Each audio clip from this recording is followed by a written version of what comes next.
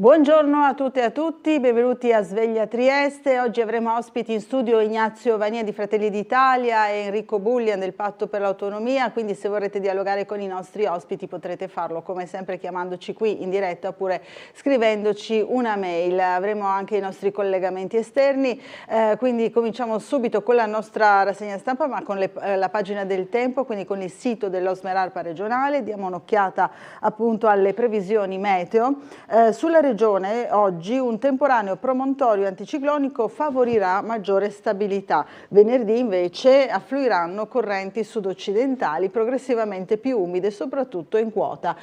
Quindi oggi, giovedì 30 gennaio, cielo in prevalenza poco nuvoloso, probabilmente variabile verso le prealpi. Nelle ore notturne saranno possibili foschie o nebbie, specie in pianura e nelle valli, mentre però per domani, venerdì 31 gennaio, al mattino da poco nuvoloso a variabile con possibili foschie. In giornata sarà probabile un aumento della nuvolosità, con cielo da nuvoloso a coperto dal pomeriggio sera. Sabato 1 febbraio, nella notte al mattino cielo da nuvoloso a coperto con possibili deboli piogge sparse in pianura e qualche debole nevicata in montagna oltre 1000-1200 metri circa. In giornata miglioramento con cielo variabile. Questo è il quadro meteo per quanto riguarda l'ARPA Osmer, quindi la nostra regione. Andiamo a vedere le prime pagine dei quotidiani in edicola oggi. Diciamo subito che abbiamo qualche difficoltà a aprire la pagina del Piccolo questa mattina, ci deve essere un disservizio sulla linea, ma qui vediamo la prima pagina intanto. Firme contro le liste d'attesa, questo il titolo principale scelto dal Piccolo. Sanità in Friuli Venezia Giulia, via libera della terza commissione al piano oncologico fra le critiche dell'opposizione. In Consiglio regionale arriva la petizione dell'Associazione Diritti del Malato, fondi per 42 milioni. Lunedì 3 febbraio, tra celebrazione del Giorno della Memoria, question time e 5 mozioni, in Consiglio regionale si discuterà di liste d'attesa, sempre troppo lunghe ma con dati che nel 2024 hanno evidenziato un accorciamento delle code per visite ed esami. In agenda anche la presentazione delle 5.000 firme raccolte dall'Associazione Diritti del Malato. Ieri è stato dato il via libera della terza commissione al piano oncologico, ne parleremo poi con il nostro secondo ospite, appunto il consigliere Bullian dell'opposizione, ma che ha votato a favore di questo piano oncologico. Ancora internet e connessioni, banda larga, il Friuli Venezia Giulia corre, piano completato entro il 2026. Lo scenario MPS Mediobanca serve una finanza indipendente dalla politica e il commento su l'economia e i movimenti di economia a livello nazionale. Vediamo appunto la politica nazionale. Meloni rilancia, vado avanti, Camera e Senato bloccati, caso Al-Masri, Premier, Ministri e Mantovano difesi da Bongiorno, dall'avvocato Bongiorno. Vediamo la cronaca di Trieste, reception condivisa per Area Science Park ed Elettra Sincrotrone, ma qui vediamo il terribile incidente, schianto in centro, muore un motociclista di 26 anni, l'agente immobiliare Luca Grieco rianimato in strada e portato a Cattinara, e poi il decesso purtroppo ieri in tarda serata. E qua vediamo i soccorsi al giovane motociclista poco dopo l'impatto nei pressi del tribunale. C'eravamo anche noi ieri a documentare queste drammatiche operazioni di tentativo appunto di salvataggio che purtroppo poi non sono servite a salvare la vita al giovane motociclista agente immobiliare appunto Luca Grieco. Rivediamo insieme il nostro servizio. Un incidente pauroso sotto gli occhi di decine di passanti che nella centralissima via Coroneo hanno visto schiantarsi il motociclista contro un'auto in sosta dopo un volo di oltre 7 metri e la sua Triumph contro il muro del Palazzo di Giustizia. Lo schianto fra una Subaru e la moto è successo in tarda mattinata all'incrocio con via Zanetti, proprio davanti al tribunale. Il 27enne alla guida della motocicletta è ricoverato all'ospedale di Cattinara in condizioni reputate critiche dai sanitari che, giunti sul posto con automedica e 2 ambulanze, gli hanno praticato intensificato le manovre di rianimazione. Il Centauro, al momento dell'intervento dei sanitari, era in arresto cardiaco. Stando alle prime ricostruzioni, il 74enne al volante della Subaru, che viaggiava in direzione di via Fabio Severo, stava svoltando in Forulpiano quando il motociclista si è schiantato contro la vettura facendo un volo spaventoso e andando a sbattere con il casco contro un'auto in sosta. La moto invece è finita contro l'edificio del tribunale. Un impatto pesantissimo quello del 27enne, che ha reso immediatamente chiara la gravità del sinistro. Oltre alla vettura contro cui è finito il giovane, è stata danneggiata anche un'altra auto parcheggiata lungo la via. Sul posto è intervenuta anche una squadra dei vigili del fuoco e le pattuglie della polizia locale per ricostruire la dinamica dell'incidente e regolare il traffico in zona. Questa è dunque la terribile notizia che andremo poi a rivedere anche nei nostri telegiornali di oggi, ma spostiamoci sugli altri quotidiani. Allora, qui siamo sul Corriere della Sera, vediamo il caso Al Masri in primo piano, alta tensione, Nordio e Piantedosi no all'audizione, le opposizioni bloccano il Parlamento, Meloni indagata, difenderò l'Italia. Vado avanti, Bongiorno sarà la legale, la ANM, la riforma non c'entra, governo e magistratura, la tensione alle stelle, sono in gioco la sicurezza della nazione e l'interesse degli italiani, non esiste spazio per passi indietro, così la Premier Giorgia Meloni è tornata sul caso Al Masri che ha portato all'iscrizione nel registro degli indagati per lei i ministri Nordio e Piantedosi che ieri hanno detto no all'audizione. Il sottosegretario Mantovano. Giulia Bongiorno sarà il difensore, intanto la ANM ribadisce che la riforma non c'entra nulla con l'indagine avviata e l'opposizione blocca il Parlamento.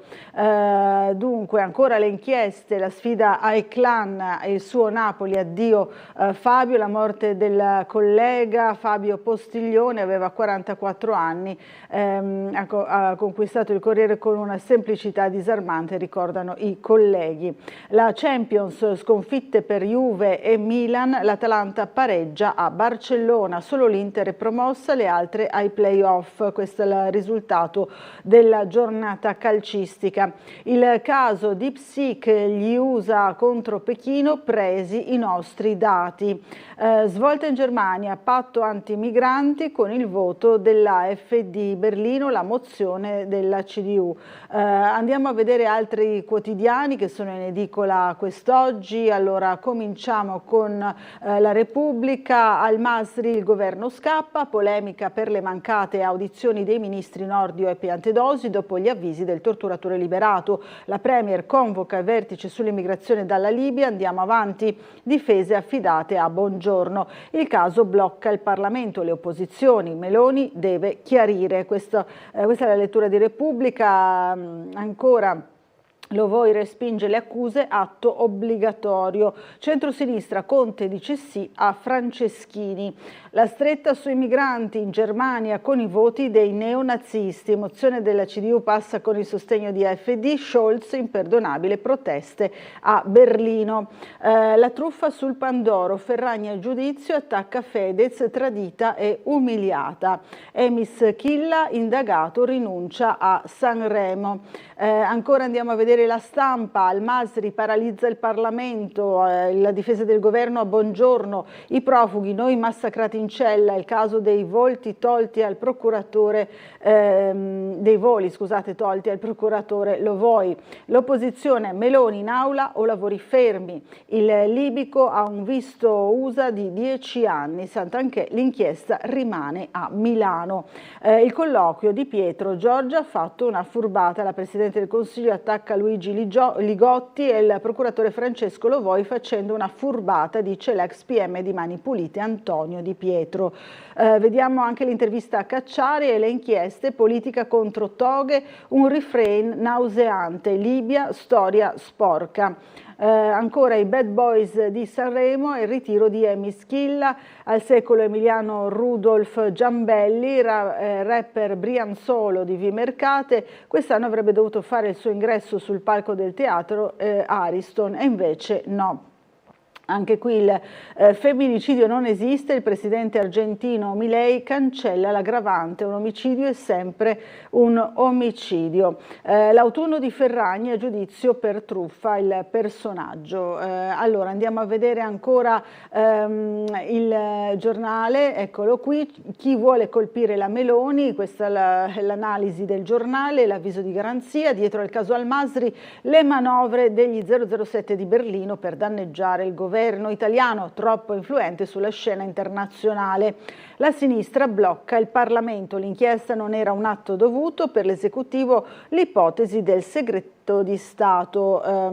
Vediamo qui anche il commento di Alessandro Sallusti, significativamente l'editoriale intitolato Vietato governare. Belloni va in Unione Europea, sarà consigliera di Ursula, l'ex capo degli 007.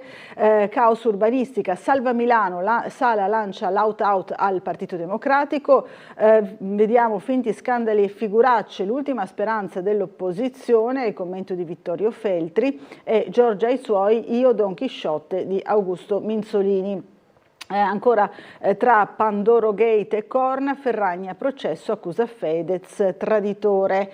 Libero, lo strano caso della toga volante, dietro l'inchiesta sull'esecutivo. Mantovano ha bloccato le richieste di volo di Stato del procuratore di Roma Lovoi. Lui ha fatto ricorso al capo dello Stato. Ogni viaggio per Palermo ci costa 13.000 euro. Ecco le prove dei magheggi della Corte dell'Aia sul mandato di cattura per Al-Masri. PD fuori di testa, paragona il premier a Mussolini, ma cosa c'entra, dice Alessandro Gonzato su Libero, che autogol otterranno solo che Fratelli d'Italia andrà sopra il 30%, invece l'opinione di Daniele Capezzone, sempre su Libero.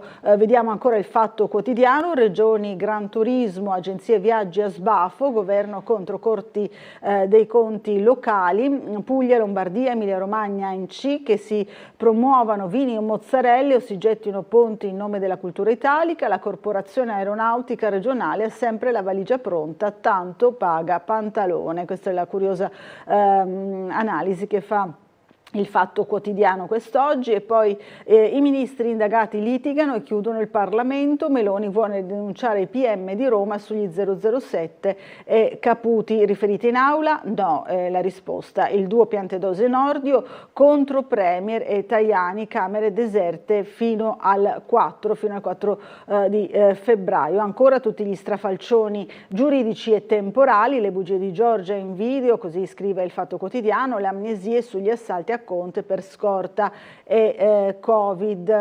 Allora torniamo ancora sul Corriere della Sera, andiamo a vedere le prime pagine appunto della politica, vediamo se riusciamo ad aprirle, eccole qui, il primo piano su politica e giustizia, Meloni nessun passo indietro, la protesta delle opposizioni. Arianna, la sorella, dice avanti sorella mia, voli di Stato, al TG1 le carte sulla disputa Lovoi Mantovano. Questo è il primo piano oggi del Corriere. La Premier si prepara alla battaglia scegliendo Bongiorno, l'avvocata, la nota senatrice avvocato, che ora consiglia prudenza.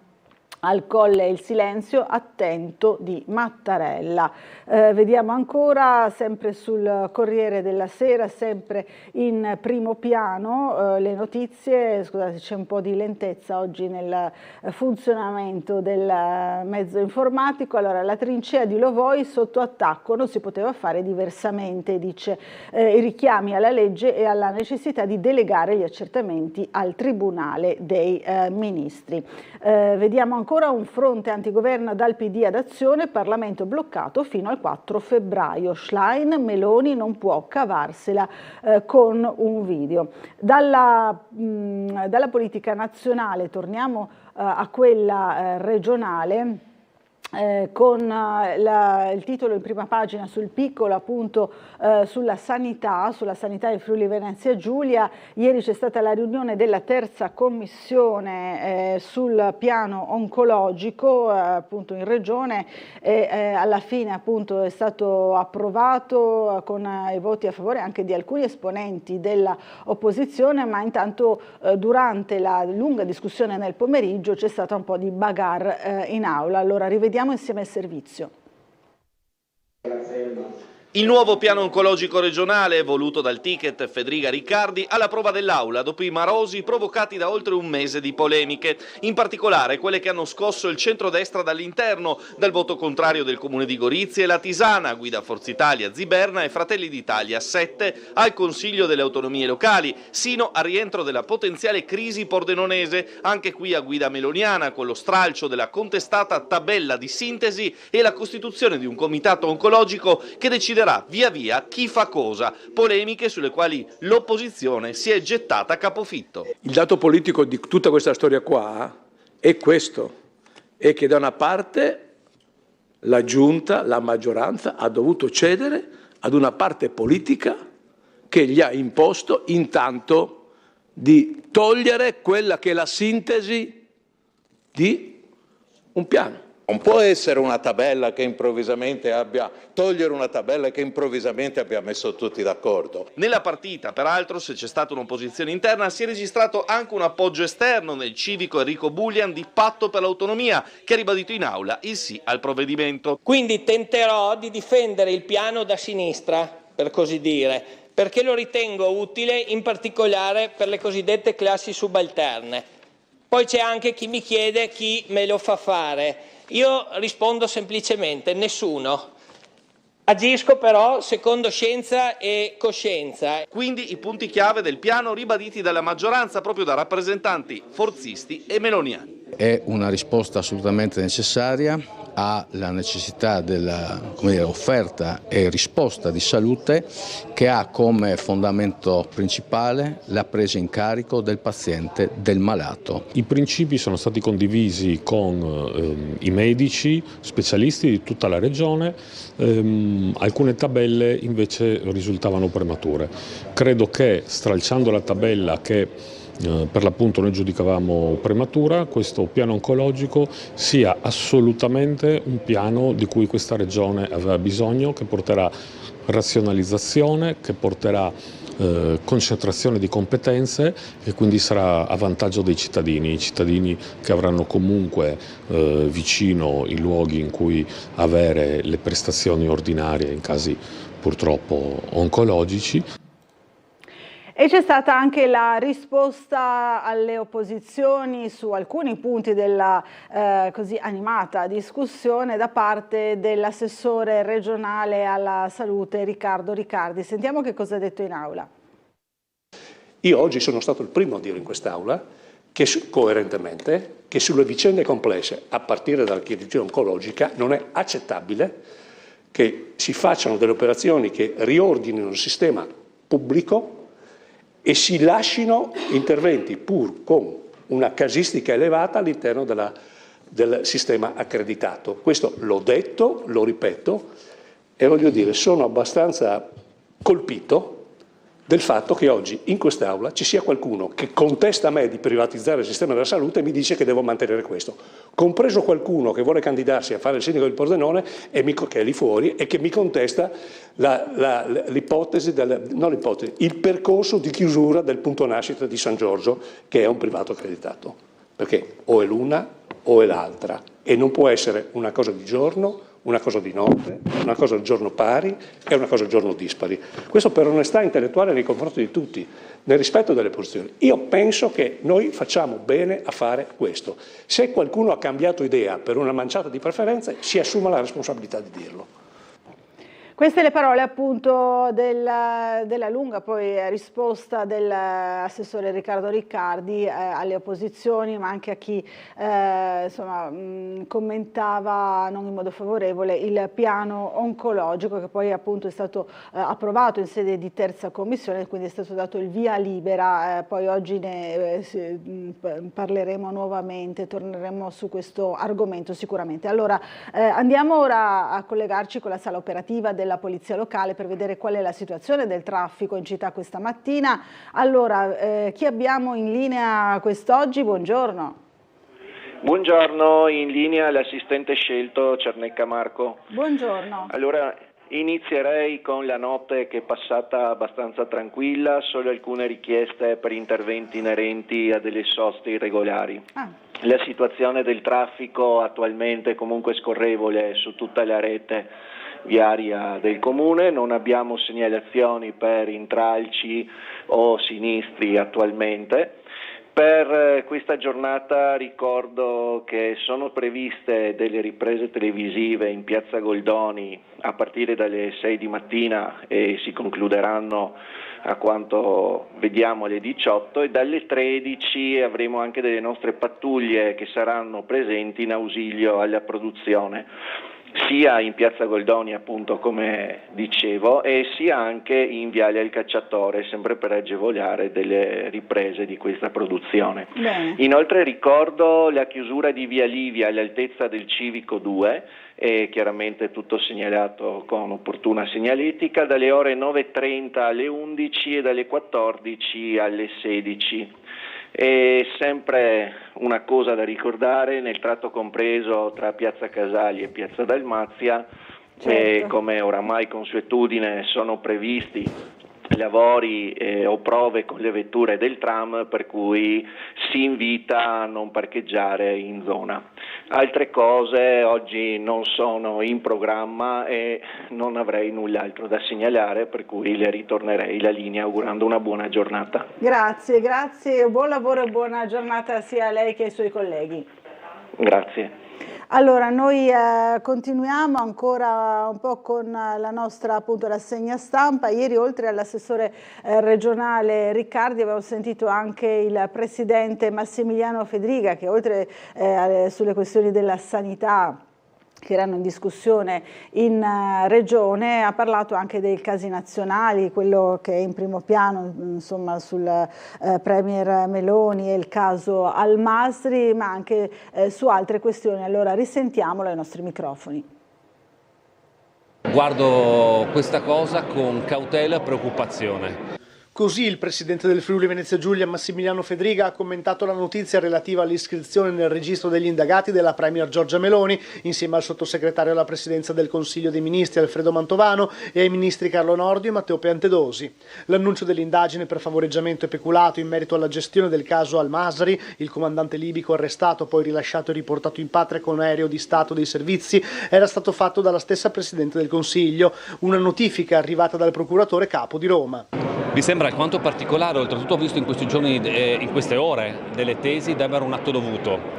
Non mi sembra che tutti gli esposti fatti verso diversi esponenti dei governi che sono succeduti si sono trasformati nell'iscrizione del registro di indagati. Poi Fedriga è tornato su temi regionali, quello della sanità, rimarcando gli investimenti fatti per potenziare il sistema e far crescere e migliorare la risposta sanitaria del Friuli Venezia Giulia, soffermandosi in particolare sul CRO di Aviano. Riccardo, no, sul CRO di Aviano avrà una mission particolare sia per quanto riguarda la parte oncologica a livello regionale, sia per quanto riguarda una nuova collaborazione con il sistema universitario che verrà protagonista il CRO di Aviano. Infine una battuta sul caso Flex, con 350 lavoratori a rischio dopo l'avvio della procedura di disimpegno del sito da Trieste e il pericolo esuberi già annunciato dal fondo tedesco che subentrerà nella proprietà. Ancora non c'è un piano industriale e l'incontro di ieri al Ministero non ha soddisfatto proprio nessuno tra lavoratori, sindacati, governo e regione. Anche noi siamo molto preoccupati perché oltretutto non ho visto un comportamento lineare. Abbiamo chiesto più volte chiarimenti, devo dire che governo nazionale, governo regionale, ma anche parti sociali, entrambe, sia la parte datoriale che la parte sindacale, sono nuovamente su un fronte unico, come era successo con Varsila. Ed è importante quest'unità perché quando i comportamenti non sono lineari devono trovare una risposta ferma e una richiesta di chiarezza univoca da parte delle istituzioni e dei soggetti regionali. Sorprende che qualcuno pensi di agire sulla testa dei lavoratori, delle istituzioni, di un territorio, di una comunità. Queste le parole appunto sul caso Flex da parte del presidente della regione Massimiliano Fedriga. Ieri ci siamo nuovamente occupati del caso Flex andando a seguire l'assemblea in cui è stato comunicato l'esito dell'incontro dell'altro giorno a Roma, del vertice del tavolo dell'altro giorno a Roma. Possiamo vederlo anche su Trieste Prima, sul sito di Trieste Prima. Flex cede a Faircap, una delle pagine più brutte della politica industriale industriale in Italia, il commento dei rappresentanti del governo dopo il tavolo ministeriale del 28 gennaio. I sindacati dicono c'era un altro soggetto, proposta ignorata, il governo valuterà azioni penali, Rosolene Bini, una barbarie contro il territorio. Però ieri appunto noi fuori dai cancelli della Flex abbiamo raccolto anche le interviste dei sindacalisti che hanno comunicato tutte queste novità, insomma purtroppo attese ai lavoratori. Allora sentiamo che cosa hanno detto e poi hanno annunciato anche una manifestazione per sabato 8 febbraio. Rivediamo insieme il servizio. Al termine di una più che partecipata assemblea dei lavoratori, il giorno dopo il tavolo ministeriale che di fatto ha registrato la volontà ferma da parte della proprietà di cedere Flex al fondo tedesco Faircap, che ha già posto l'accento sulla necessità di procedere con esuberi e chiudere il passaggio entro il 1° febbraio, i sindacati hanno stabilito di procedere con una mobilitazione della città. Siamo passati da un punto che una società, una multinazionale venda a un fondo che non sa neanche cosa compra. La Flex ha dato 20 milioni a sto fondo, non sappiamo questi 20 milioni cosa serviranno, per liquidare il personale, per vendere i 2 capannoni per poi restituirli. Vogliamo portare la gente in piazza, cercare un po' di replicare quella che è stata la grande mobilitazione che c'è stata per Varzi 2 anni fa, cercando di coinvolgere tutta la cittadinanza. Stiamo lavorando per questa manifestazione anche per individuare la data più opportuna prima del giorno 12, pensavamo a sabato 8 febbraio. La data, spiegano CGIL, CISL, UIL e USB, deve precedere per forza il prossimo appuntamento a Roma, fissato per il 12 febbraio. Si presenteranno a quel tavolo sia la Flex che il nuovo fondo e il governo, le organizzazioni sindacali. Con le appunto istituzioni abbiamo preteso che ci sia un'assunzione delle responsabilità da parte della Flex e la presentazione di un piano industriale da parte del fondo. Le richieste che il sindacato sottoporrà al governo in quell'occasione sono quelle attorno alle quali si innesta l'avvertenza. Venga mantenuto il saldo occupazionale e la vocazione industriale del sito, ed è per questo che noi il 12 abbiamo chiesto che sia presente al tavolo sia Faircap che Flex, perché Flex da un lato non si può togliere dalle responsabilità che ha, sia sociali che dal punto di vista occupazionale, e Faircap deve essere chiara, deve presentare un piano industriale e deve dichiarare quali sono le loro intenzioni e i loro impegni. Nel frattempo le nubi che rischiano di abbattersi sullo stabilimento riguardano soprattutto i lavoratori. 350 famiglie che lasciano quasi un lavoro per strada, famiglie monoreddito che hanno un mutuo, che hanno prestiti, che hanno debiti e che è una provincia con una industria in crisi, che non troveranno il lavoro né domani né dopodomani.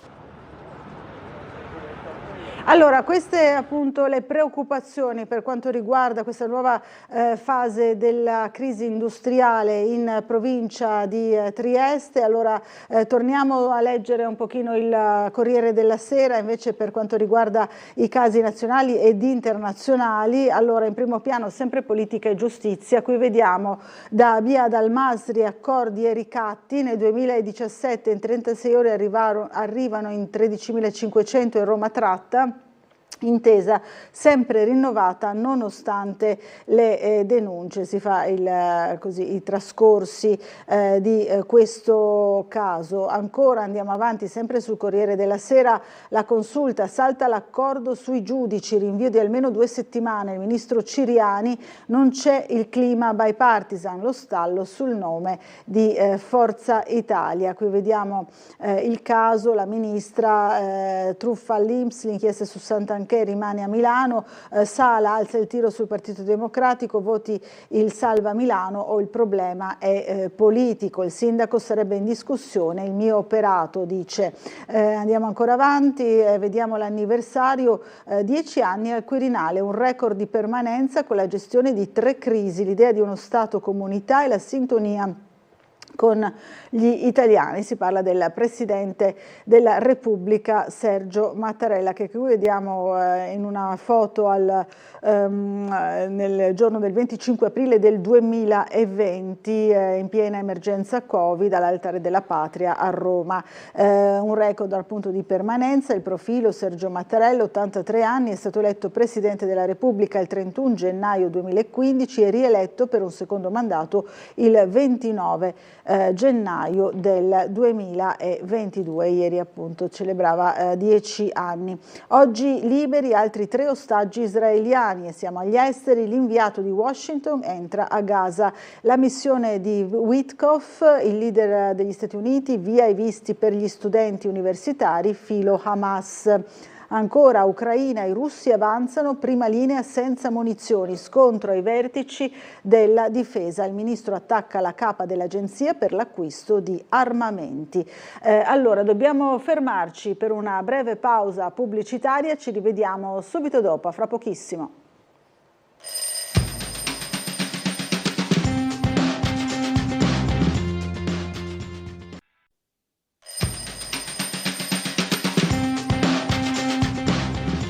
Di certo, e solo su questo si può ragionare, vi è la decisione da parte del Tribunale di Trieste di pignorare il castello di Seltenheim, il cui proprietario austriaco Walter Mosser è anche il titolare della Mid Holding, che da tempo ha in mano il futuro del comprensorio dell'ex fiera di Montebello. La decisione, come è noto, riguarda il progetto per il centro commerciale di Tavagnacco, una quota del quale era sostenuta da Friulia, che però, stanti i ritardi, ha chiesto di vedere la propria quota liquidata. Mosser è fuori con 17 milioni di euro, che sarebbero quasi 34 miliardi le vecchie lire. Ha fatto questo investimento a Tavagnacco, si è impantanato, sinceramente non è un problema mio, è lui che è fuori con 17 milioni. Al momento perciò, perlomeno dal punto di vista degli impegni presi da Mosser con il Comune di Trieste, il futuro del progetto per la riconversione del comprensorio della fiera non sembra in pericolo. Se comunque appare evidente e probabile che attorno alla questione vi sia un clima di vigile attesa, è altrettanto indubbia l'insoddisfazione del sindaco nei confronti della soprintendenza, riguardo altri progetti in cantiere. Abbiamo un po' di problemi con il Teatro Romano, con Casa Franconia e con i canoni e con il Molo del Sale. Basta, no? Adesso dico, dobbiamo agire, no? Bisogna fare le cose.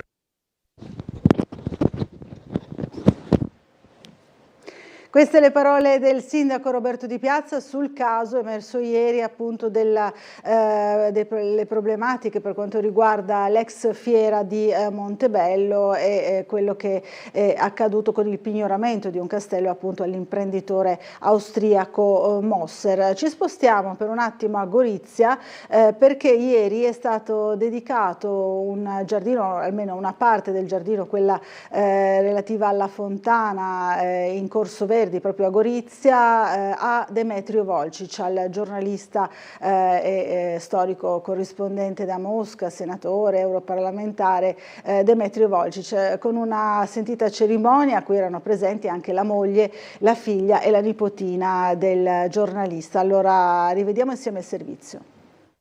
Anche tu.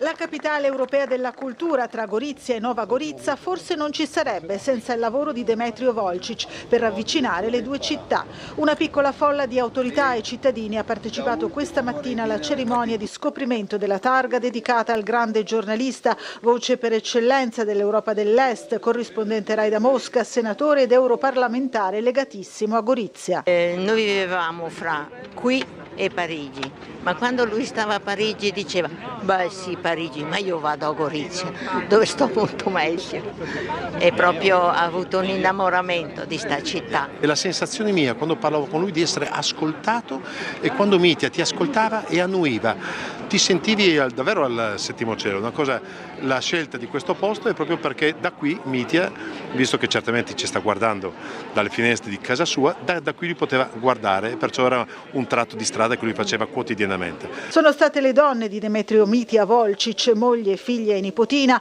a scoprire la targa che gli dedica la parte rinnovata dei giardini pubblici di Corso Verdi. Sì, siamo molto felici anche nel comune di Nova Gorica per questa intitolazione, per questo grande intellettuale che è stato Demetrio Mitya Volcic, un precursore veramente di tutto quello che stiamo facendo adesso come capitale europea della cultura e per tutto quello che ha fatto come giornalista. L'idea è nata presentando il libro su Demetrio Volcic E durante queste presentazioni sia il pubblico che Paolo Possamai ed io abbiamo lanciato l'idea di un riconoscimento di Gorizia nei confronti di Demetrio Volčić, e questa idea, questa proposta ha trovato subito terreno fertile nel sindaco.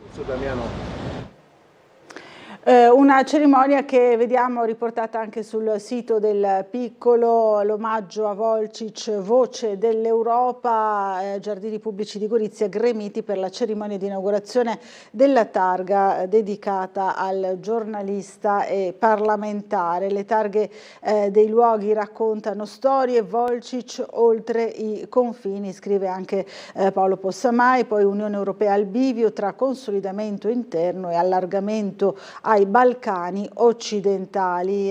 Questo è anche il risultato della conferenza, del convegno che si è svolto ieri a Gorizia proprio in memoria di Demetrio Volčić. Sempre sulla pagina online del Piccolo troviamo anche il lutto, il mondo della politica in lutto a Trieste per la morte di Paolo Perini, fino all'ultimo giorno con il sorriso. Abbiamo documentato anche noi la scomparsa che ha così destato molta commozione in città. Paolo Perini, il presidente della sesta circoscrizione, che era stato ospite qui da noi a Sveglia Trieste anche poco tempo fa, molto attivo davvero fino all'ultimo. Allora rivediamo insieme il servizio.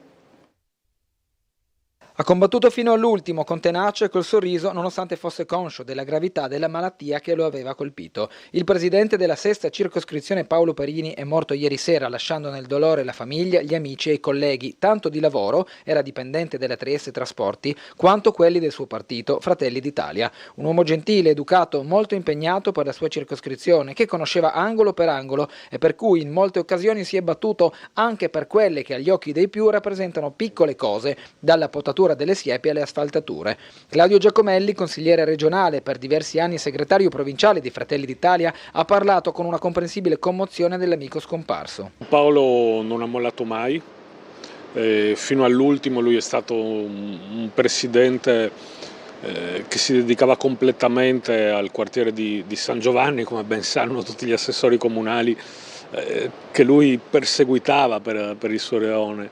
È stato un grandissimo militante di Fratelli d'Italia, anche l'ultimo banchetto 2 sabati fa l'ha organizzato lui a sostegno delle forze dell'ordine, anche se stava andando in ospedale. Per dire, l'ultima uscita fuori Trieste che ha fatto era a dicembre, adesso non ha voluto mancare ad Atreiu. Ha combattuto fino all'ultimo, ha mantenuto il sorriso e confortava più lui noi invece che noi lui, quindi anche nel momento della verità, quando tutto diventa difficile ma anche tutto diventa vero, ha mostrato di avere un coraggio straordinario, è un grande esempio. Perini è stato ospite di Tele4, in particolare a Sveglia Trieste in diverse occasioni, dimostrando sempre molta correttezza, educazione e interesse verso i cittadini e le loro segnalazioni, che negli ultimi giorni di vita ha lasciato in carico ai colleghi, pregando di poterle portare avanti anche in suo nome. Allora, torniamo a leggere il Corriere della Sera, torniamo sulle notizie internazionali, vediamo che si parla di Trump, degli Stati Uniti, 30.000 irregolari a Guantanamo e firma la legge sui clandestini violenti, licenziati dipendenti federali che non torneranno al lavoro in presenza.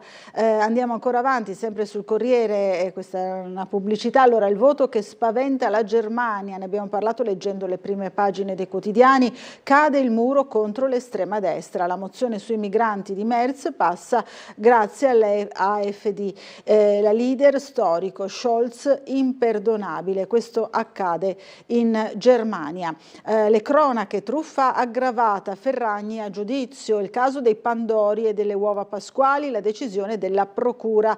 La difesa non ha commesso reati. L'influencer Chiara Ferragni con le uova pasquali appunto finite nel centro del caso della presunta pubblicità pubblicità ingannevole. L'influencer è stata rinviata a giudizio per truffa aggravata anche per il Pandoro Pink Christmas. Ancora vediamo la tragedia, aveva 44 anni, addio a Fabio Postiglione, muore in un incidente il giornalista del Corriere. A Napoli la sfida alla camorra e la scorta poi gli anni a Milano. Usò manodopera sotto costo, sequestrati 46 milioni a FedEx, Milano, IPM, frode fiscale, impegni del nuovo contratto disattesi mentre veniva negoziato. Questo accade appunto a Milano. La maturità con l'ostacolo della condotta, sono uscite ieri le materie, tesina extra per chi ha 6 in comportamento, seconda prova, latino al classico, matematica allo scientifico, insomma tutto come da tradizione. Quindi le materie per l'esame di maturità 2025 rispettano i pronostici della vigilia. Al classico ci sarà la versione di latino secondo la regola dell'alternanza con il greco, invece allo scientifico la seconda prova sarà di matematica come negli ultimi anni. Si tratta di una conferma che il compito scritto di fisica di fatto non è più un'opzione considerata dal Ministero. E poi lingua e cultura, uno al linguistico, scienze umane per l'omonimo liceo, discipline progettuali all'artistico, economia aziendale per gli istituti tecnici dell'indirizzo amministrazione, finanza e marketing, inglese per l'indirizzo turismo. Tutte le discipline per i diversi indirizzi scolastici in vista della maturità della prossima estate sono state pubblicate sul sito del Ministero dell'Istruzione, insieme alle materie dei commissari interni ed esterni, 3 e 3 più il presidente sempre esterno. Si comincerà il 18 giugno con la prova di italiano, uguale per tutti, e 500.000 gli studenti, poi il 19 la seconda prova a seguire l'orale, naturalmente come ogni anno, ed è proprio per quest'ultimo che il ministro Giuseppe Valditara ha annunciato una novità riguardo agli studenti che verranno ammessi con il 6 in condotta. Secondo quanto prevede la legge approvata lo scorso autunno, dovranno presentare e discutere una tesina di cittadinanza attiva e solidale, in pratica un elaborato di educazione civica che verrà assegnato dal consiglio di classe. Questa è la novità, insomma, di quest'anno per quanto riguarda la maturità, che riguarda sicuramente molti studenti anche a Trieste e nella nostra regione. L'ombra delle agenzie sospette della TikToker napoletana sull'invasione di Roccaraso in 10.000 da Napoli, in vista di domenica nuovi divieti dei sindaci. Andiamo ancora sempre sul Corriere della Sera. Il personaggio, l'intervista: per i miei ideali fui squalificata, accettai anche di finire in cella, io e Lea eravamo gemelle diverse, ho dato del fascista a Panatta. L'amicizia con Lea Pericoli insieme a Monica Giorgi sul campo da tennis. Dalla rivalità è nata un'amicizia durata per tutta la vita, benché le due giocatrici fossero divise da 11 anni d'età, come si può vedere appunto in questa foto d'epoca. Ex tennista Monica Giorgi: nel Sudafrica dell'apartheid indossai una maglietta con una bianca e un nero a letto, quindi sempre insomma questa carriera costellata anche di atti particolarmente significativi ed eclatanti.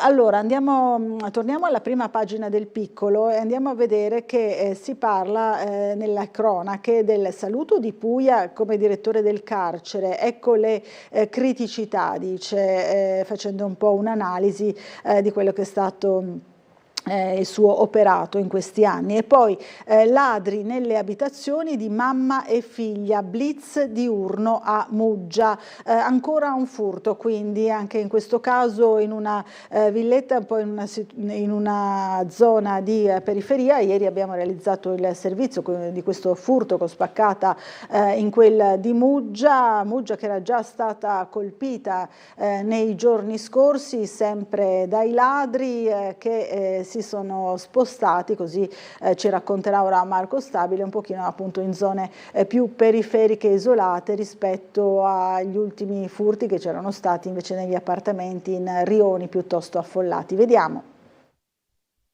Ancora un furto in appartamento, l'attenzione dei ladri sembra essersi spostata sui piccoli centri perché evidentemente nelle zone più presidiate di Trieste la presenza massiccia di polizia e carabinieri ha spostato il raggio d'azione dei malintenzionati. Dopo il colpo messo a segno nel pomeriggio di lunedì a Caresana, con ladri in fuga con un bottino di alcune migliaia di euro in gioielli d'oro, stavolta è stata visitata un'abitazione a più livelli di Muggia. La madre della proprietaria dell'abitazione in questione, che risiede al piano sottostante, rincasando ha notato la porta finestra della figlia aperta e con il vetro infranto. Accertatasi della situazione, ha notato come il manufatto era stato evidentemente forzato. La stessa tecnica notata nella frazione isolata di San Dorligo della Valle, che si era già palesata nei colpi messi a segno fra novembre e dicembre a Log e Bagnoli. A Muggia, ancora una volta nel mirino di quella che potrebbe essere chiamata una banda di professionisti, ancora una volta monili in oro e contanti. Sono le telecamere di sorveglianza, una volta in più, quelle da cui i militari sperano di reperire maggiori informazioni. Ancora una volta appunto le telecamere, insomma le immagini della sorveglianza. Andiamo ancora a vedere sempre la prima pagina del Piccolo. C'è anche la nuova reception condivisa per Area Science Park ed Elettra Sincrotrone. Ne abbiamo parlato nel telegiornale di ieri, abbiamo appunto realizzato un servizio sulla nuova reception appunto condivisa per Area Science Park e Elettra Sincrotrone. Non so se possiamo rivedere insieme il nostro servizio. Eccolo qui. Spesso si dice che sia sbagliato giudicare un libro dalla copertina, un detto che però viene disatteso quando oltre al primo colpo d'occhio anche il resto rispecchia le aspettative iniziali. È il caso della nuova reception inaugurata questa mattina al campus di Basovizza, nelle palazzine di Elettra Sincrotrone, spazio nuovo, rinnovato, modernizzato, tanto all'esterno quanto all'interno e che offre un ingresso unico che rappresenta un primo e nobile biglietto da visita dell'intero centro, ma anche un luogo d'incontro per i dipendenti e di primo approccio per i visitatori. Il presidente e amministratore delegato di Elettra Sincrotrone, Alfonso Franciosi, ha sottolineato la collaborazione che li unisce ad Area Science Park su questo e altri progetti comuni. È un esempio importante di quello che la collaborazione tra Elettra e Area Science Park può produrre. Questa è una prima inaugurazione. Abbiamo anche realizzato insieme un nuovo cammino che è molto bello e che permette alle persone che sono qui nel campus di arrivare in sicurezza fino a Basovizza. Non l'abbiamo ancora inaugurata ufficialmente, ma invito tutti quanti ad andare a vedere questo nuovo cammino che è veramente molto decorativo. Abbiamo altri progetti congiunti e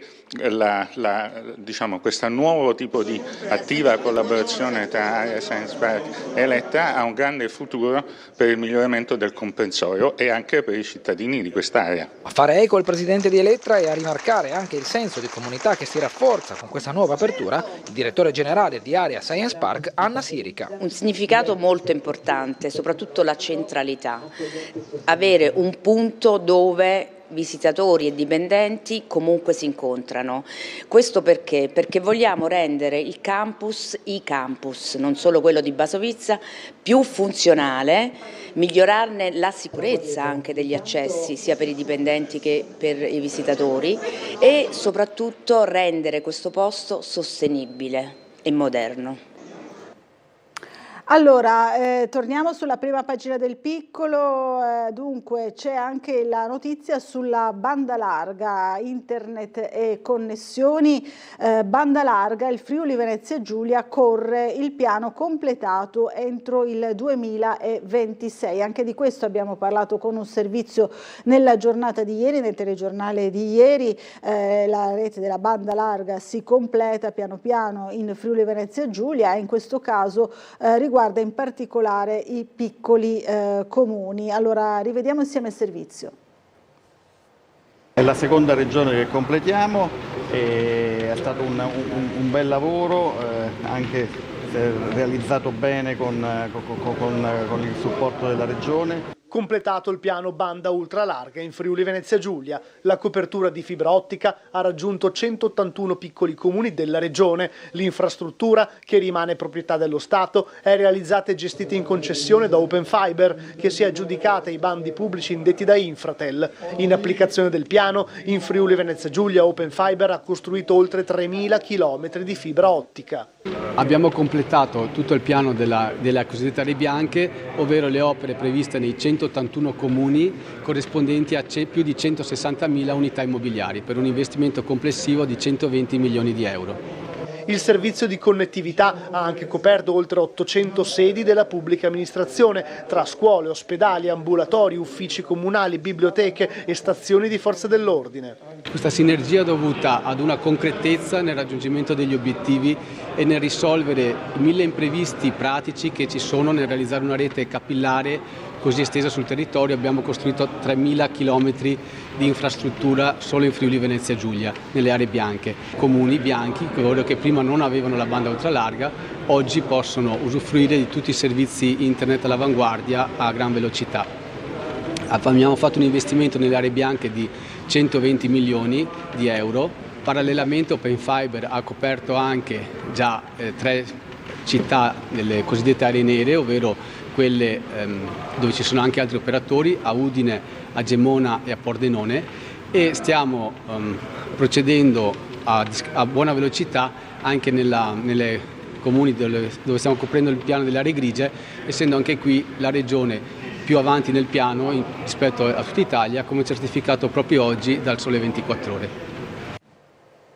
Allora, ci scrivono i nostri telespettatori attraverso la mail, vedete come sempre l'indirizzo in sovraimpressione svegliatrieste@tele4.it. Betti ci scrive: buongiorno, da quando sarà chiusa la galleria Sandrinelli? Allora, l'intervento partirà il 3 febbraio, ma la galleria sarà chiusa al traffico dal 7 al 28 febbraio per i lavori già annunciati. Possiamo vederlo anche sul sito di Trieste Prima. L'articolo è di ieri, allora, anzi dell'altro ieri. Allora, partono lunedì 3 febbraio i lavori sulla condotta idrica di Galleria Sandrinelli. In seguito ai sondaggi svolti a gennaio, Acegas APS AMGA procederà con i lavori di riqualificazione della rete idrica al di sotto della galleria che collega Piazza Sansovino e Piazza Goldoni. I disagi maggiori si manifesteranno da venerdì 7 a venerdì 28 febbraio, quando la galleria sarà interdetta al traffico veicolare ad eccezione del trasporto pubblico. Acegas APS AMGA procederà con l'intervento di sostituzione della condotta idrica presente al di sotto della galleria Sandrinelli. I lavori consistono in un'operazione di relining, ovvero l'inserimento di una nuova tubazione all'interno della precedente. Questo intervento è stato reso possibile grazie alle attività di sondaggio svolte nel corso del mese di gennaio, che hanno permesso appunto di identificare il tracciato esatto della condotta idrica. Lavori in 2 fasi, prenderanno appunto il via 3 febbraio, lunedì, e si svilupperanno in 2 fasi distinte. La prima fase coinvolgerà direttamente la galleria, che resterà chiusa al traffico veicolare dalle 8:30 di venerdì 7 alle 24 di venerdì 28 febbraio, incluse le vie d'accesso alla stessa. Non saranno quindi percorribili Piazza del Sansovino nel tratto tra via Madonnina e la galleria Sandrinelli e via Silvio Pellico nel tratto tra Corso Italia, Piazza Goldoni e la galleria Sandrinelli stessa. Come nella fase di sondaggio, l'unica deroga al transito sarà prevista per il trasporto pubblico che potrà accedere alla galleria e per il quale verrà istituito un restringimento di carreggiata con un senso unico alternato. Ci sarà poi una seconda fase di lavori che sarà consecutiva, svolgendosi dal 1 al 16 marzo, riguarderà l'incrocio tra la piazza Sansovino, via Madonnina e via Bernini. In questa fase verranno eseguite le ultime attività idrauliche necessarie a mettere in funzione la nuova condotta. In questo periodo non sono previste chiusure se non un restringimento di carreggiata nella zona dello scavo di piazza Sansovino, quindi sicuramente disagi minori. Quindi la chiusura insomma dal 7 al 28 febbraio proprio per i lavori, per rispondere alla nostra telespettatrice.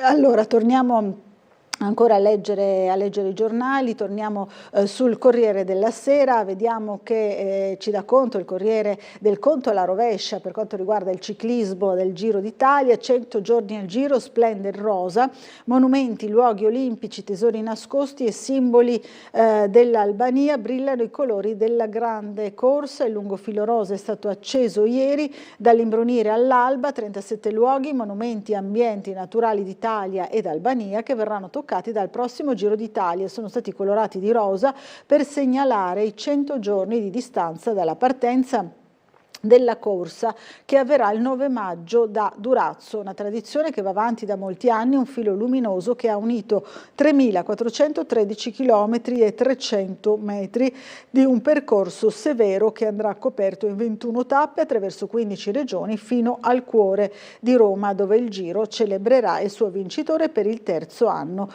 consecutivo. Quindi questa è l'attesa per quanto riguarda il Giro d'Italia. Virtuosismi vertiginosi, la lista di Valentino. Invece sempre sul Corriere della Sera, il debutto di Alessandro Michele, è stato Umberto Eco a insegnarmi a mettere ordine nel caos, maneggio gli spilli ma non so cucire, mi consumo come saponetta sotto l'acqua, così si racconta. Ancora Louis Vuitton e la Formula 1, abbiamo la stessa voglia, superare sempre noi stessi, per la pagina appunto della moda. Allora torniamo sempre alle notizie appunto di casa nostra, torniamo su Trieste prima, vediamo che ieri c'è stata la premiazione dell'ex procuratore capo Mastelloni, Carlo Mastelloni, che incalzato dalla richiesta di un commento sul caso di Liliana Resinovic non si è sottratto e ha risposto anche ai nostri microfoni. Rivediamo insieme l'intervista. Bisogna vedere dal punto di vista oggettivo quali sono le risultanze, quali errori sono stati fatti, quali vuoti non sono stati riempiti a livello scientifico. L'ex procuratore capo Carlo Mastelloni, 6 anni di permanenza in Palazzo di Giustizia a Trieste, non si è sottratto a un commento sul caso della morte di Liliana Resinovic. La dichiarazione è arrivata a margine della consegna del sigillo trecentesco all'ex procuratore da parte del sindaco di Trieste, Roberto Di Piazza, mentre sale l'attesa per conoscere il risultato degli ultimi esami sul corpo della 63enne di Via Verrocchio, trovata cadavere nell'ex ospedale psichiatrico di San Giovanni il 5 gennaio 2022, Mastelloni sottolinea la difficoltà del caso, la cui risoluzione appare molto lontana. Troppi i punti oscuri per una vicenda tutta da chiarire. Si parla di suicidio, poi è montata la questione dell'omicidio con dei segni attraverso sempre l'indagine scientifica, consulenze.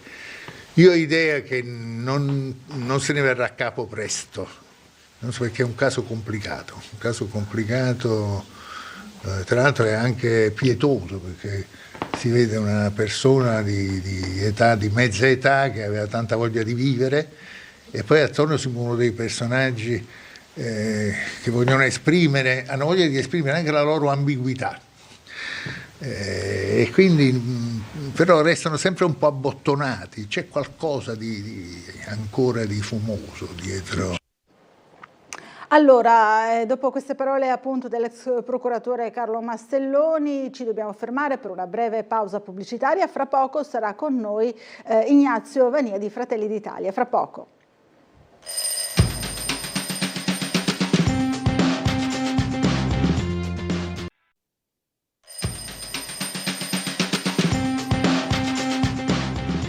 Bentornati in diretta a Sveglia Trieste. Allora diamo subito il buongiorno al consigliere della 4ª circoscrizione di Fratelli d'Italia, Ignazio Vania. Buongiorno, ben arrivato. Grazie, buongiorno a tutti i telespettatori, grazie a Laura per l'invito, è un piacere essere qua con voi la mattina e dialogare. Per dialogare insieme anche con i nostri telespettatori, poi leggeremo anche qualche mail, ma vorrei iniziare, lei fa parte del partito di Fratelli d'Italia, certo, e lavora appunto in una circoscrizione, quindi è doveroso sicuramente il ricordo, era anche un amico, no? Per Paolo Perini. Abbiamo anche noi realizzato il nostro omaggio, il nostro servizio dedicato al presidente della 6ª circoscrizione lezione che ci ha lasciati. Assolutamente, io voglio appunto cominciare questo incontro con voi e con la cittadinanza ricordando Paolo,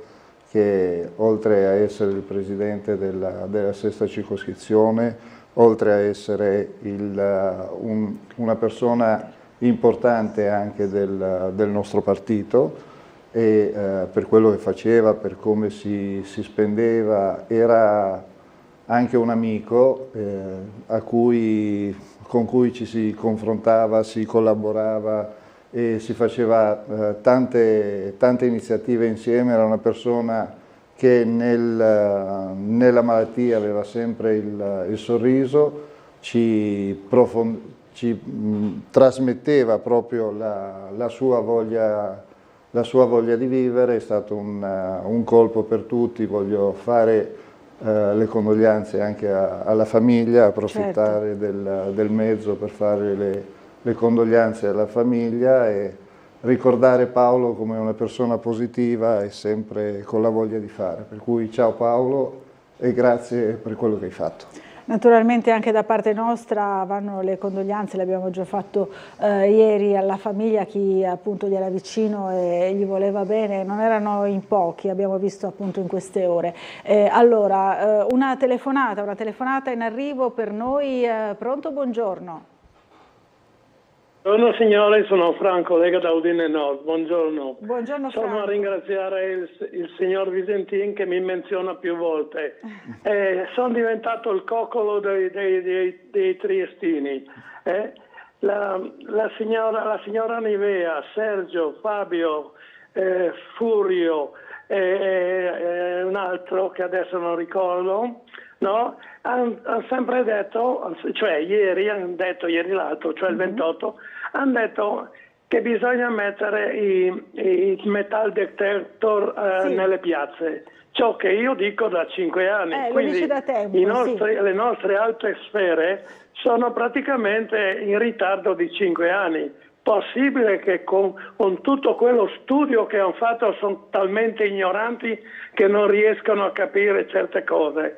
Vediamo un po', oggi la televisione nostra, è possibile che non vada a vedere se ci sono i metal detector in giro? Non possono dire che non si può perché la privacy non la privacy, ma l'hanno fatto quel giorno dell'anniversario per tutelare i loro retro posteriore, diciamo. Ma perché oggi non si può tutelare i nostri posteriori, quelli della plebe, quella della gente che li vota, che li manda su e che li fa avere uno stipendio oltre i 10.000 euro al mese?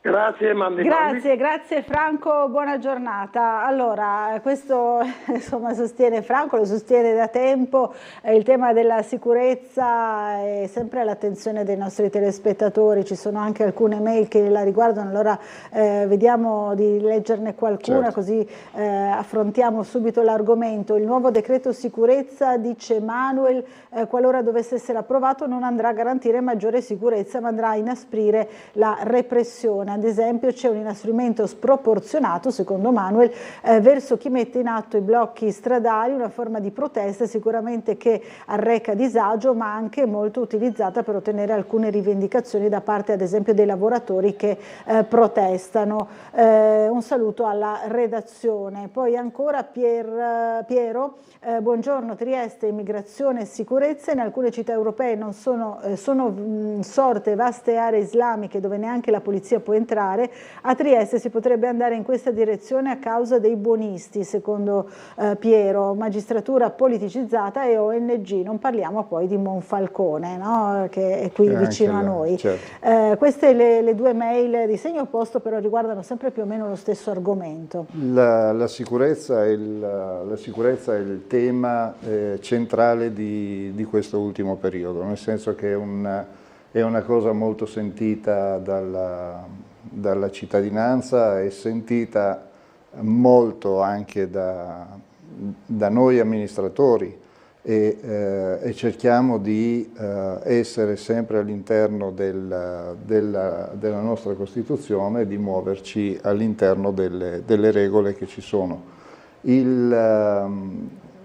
Il fatto di mettere su un certo sistema di polizia, non possiamo riempire le piazze di metal detector e far passare le persone sotto i metal detector, come diceva il nostro amico di Udine, quotidianamente. È una questione che saltuariamente si fa, lo si fa in determinati periodi come delle grandi manifestazioni, perché si vuole prevenire la problematica di attentati e quant'altro, perché è giusto che si faccia così. Per quanto riguarda invece il decreto sicurezza, il decreto sicurezza non porta altro che a salvaguardare quelle persone, anche i blocchi di cui scriveva il telespettatore, i blocchi che vengono fatti dalle persone che protestano, sì, condivisibili, ma non permettono ad altre persone di andare a fare il loro dovere, per cui bloccano comunque altri lavoratori che dovrebbero andare a lavorare e altre persone che probabilmente in quel momento avrebbero la necessità o la grande necessità di passare da quei punti, per cui l'inasprimento delle pene avviene proprio nel momento in cui non ci sono regole, non viene regolamentarizzato le attività in modo corretto. È giusto che ci sia un inasprimento delle pene, perché se l'inasprimento delle pene non viene fatto per punire qualcuno, ma viene fatto per salvaguardare altri, per cui il decreto non porta che ad essere più fruibile e a permettere ad altre persone di vivere tranquillamente senza dover incappare in queste cose qua. Per quanto riguarda l'islamizzazione, noi siamo in un territorio di passaggio, per cui di grande afflusso, e effettivamente ci devono essere delle prese di posizione come ha fatto il governo centrale. Noi abbiamo in questo momento il momento più basso di arrivi sia dell'immigrazione clandestina che del passaggio qui da noi sul fronte. Quindi bene, insomma, questi provvedimenti. Per cui i provvedimenti che sono stati presi stanno dando il loro risultato. Adesso abbiamo ripreso anche perché, come dice il nostro Presidente Meloni, la parte dell'Albania che deve ripartire per far sì che sia un ulteriore deterrente alle persone che vogliono portare qui persone clandestinamente e creare una sorta di business umano come quello che era stato e che crediamo sia stato fatto in passato.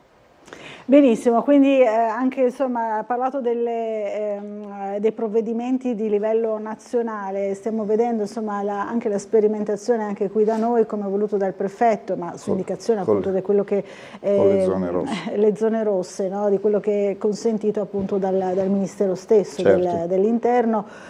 Sono in vigore da una decina di giorni, 3 zone rosse nella nostra città, quindi zone abbastanza centrali direi proprio della città. In più si è aggiunta anche l'ordinanza, si sono aggiunte le ordinanze del sindaco per quanto riguarda la chiusura dei locali alla mezzanotte, certo, il divieto di girare insomma con le bottiglie, un insieme di provvedimenti. Una serie di provvedimenti, certo, sempre improntati a questo. A questo che è senz'altro una parte buona sempre in riferimento alla salvaguardia che si diceva prima, nel senso che sono provvedimenti che certamente non andranno a cancellare totalmente il senso di, cioè non il senso, effettivamente quello che avviene all'interno della città e che sta avvenendo, perché non ci dobbiamo nascondere che la delinquenza, che sia minorile o comunque delinquenza perpetrata da persone adulte, sia comunque in aumento nella nostra città.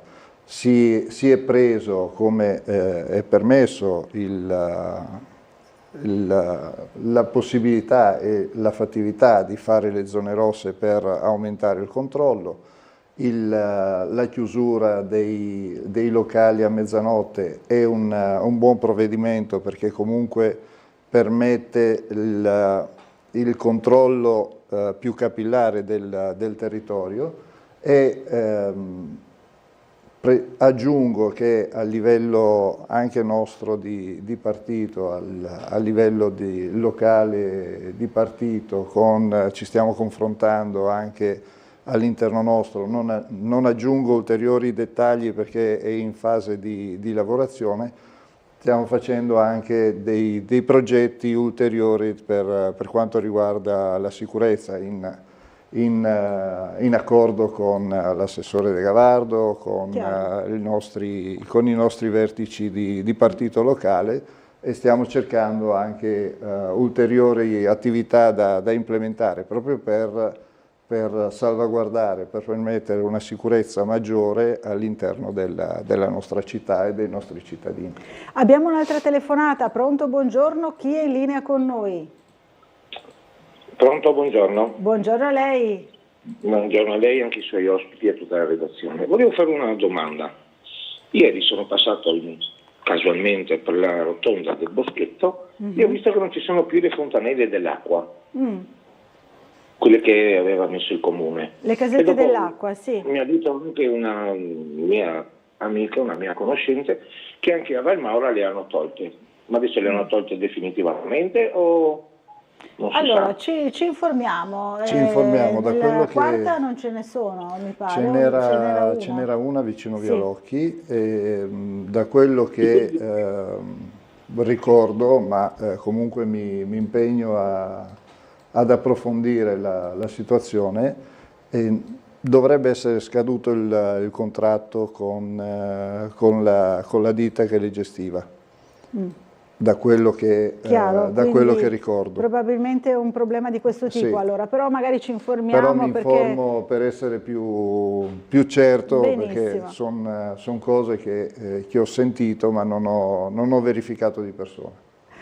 Allora, ci segnalano invece sempre da fuori circoscrizione dei problemi di degrado in salita Trenovia, il tratto iniziale all'interno della sede tranviaria. Dice il signor Alessandro, vi invito a rileggere le mie mail che avevo già inoltrato in merito all'immondezzaio che staziona all'interno della sede tranviaria nel tratto iniziale, lato destro di salita Trenovia. L'area è stata oggetto di sfalciatura verde, taglio arbusti, ma ormai da tempo nessuno è intervenuto per pulire il degrado che si presenta agli occhi di tutti. Insomma, questa è una segnalazione puntuale che giriamo, insomma, facciamo da cassa di risonanza. Assolutamente. Noi, anche se siamo fuori dalla circoscrizione, dopo magari se la redazione magari me la può girare o la gira agli uffici. Alla anche se circoscrizione, fuori... salita Trenovia in quale ricade? La terza forse? Dovrebbe ricadere, perché lì siamo al confine tra la quarta e la terza, per cui potrebbe essere anche in circoscrizione nostra, ma devo capire le vie direttamente, perché lì siamo proprio... al confine, sì. È vero, sì, potrebbe però essere anche le segnalazioni che sono fatte fuori circoscrizione noi comunque le passiamo ai nostri colleghi delle altre circoscrizioni e cerchiamo di portare comunque a diminuire il degrado che ci viene segnalato, perché poi dopo non si tratta altro che di cattiva educazione delle persone che non fanno altro che buttare le immondizie in quel modo là, però è giusto che riportiamo alla tranquillità un po' tutto. Allora, in merito alla segnalazione di prima, la richiesta da parte della signora Betti che ci chiedeva quando chiuderà la Galleria Sandrinelli, e questa sì proprio ricade assolutamente all'interno della circoscrizione quarta, ci scrive anche Roberto, dice: buongiorno, a proposito dei lavori alla Galleria per vari giorni si potrebbe eventualmente lavarla, e mette molti punti esclamativi, quindi ritiene insomma che ci sia bisogno di un'operazione di questo tipo. Sì, perché essendo una galleria, comunque lo segnaliamo e probabilmente ne approfitteremo anche del fatto che sia chiusa al traffico, e potrebbe essere anche un'indicazione valida per quanto riguarda i lavori da effettuare. A meno che non siano già previsti, nel senso che bisogna vedere anche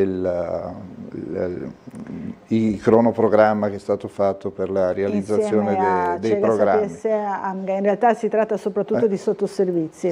Sì, però il fatto che sia da approfittarne, che la galleria sia chiusa, potrebbe essere anche un'idea. Il dialogo con gli uffici è quotidiano. Gli assessori Lodi e Babuder, che sono comunque all'interno dei lavori effettuati, fanno benissimo il loro lavoro.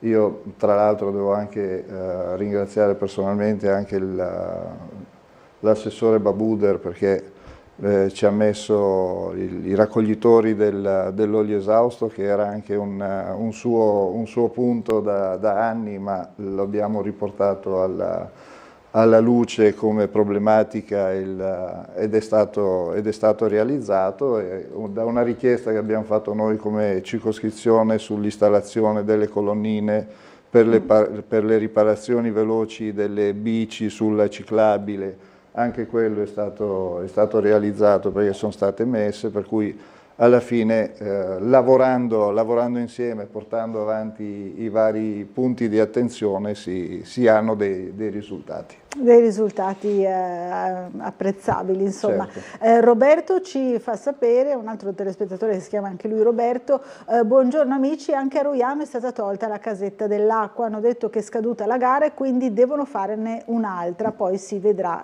come diceva appunto il nostro ospite, giustamente, quindi evidentemente insomma è questo il motivo. Magari ci informeremo se è in corso un'altra gara per installare, perché sono molto richieste dai rioni. Abbiamo visto anche ad esempio l'altro giorno ad Altura, no? Era una delle richieste dei cittadini di quella zona. Sì, anche là sono quelle da quello che sempre non i dati spannometrici, da quello che sento, e praticamente all'interno del centro città, come quella che c'era in Via Locchi, era sottosfruttata, mentre nelle periferie probabilmente un po' di più. Allora molto probabilmente ci sia stato un rinnovo, un mancato rinnovo, ma credo che ci sia comunque una possibilità di rifarla e di vedere. Però ripeto, mi devo informare, perché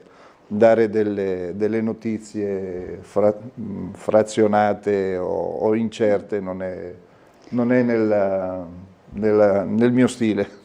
In merito invece alla salita Trenovia, però sicuramente più a monte, c'è oggi sul giornale, vediamo qui, vegetazione attorno ai binari, parte la rimozione per il tram, no? In via Commerciale, però qui vediamo una foto della via Commerciale alta. Non so se poi l'operazione è prevista anche a valle, diciamo così, no? Penso di sì, perché per la ripartenza del tram comunque deve essere ormai è imminente, è no? imminente, certo. Dovrebbe arrivare siamo anche là agli sgoccioli del tram e delle varie peripezie burocratiche che ci sono state e che a lungo atteso e che l'assessore Lodi ha portato e sta portando a buon fine, perché anche quello è un bel punto critico che sta affrontando alla grande, secondo me.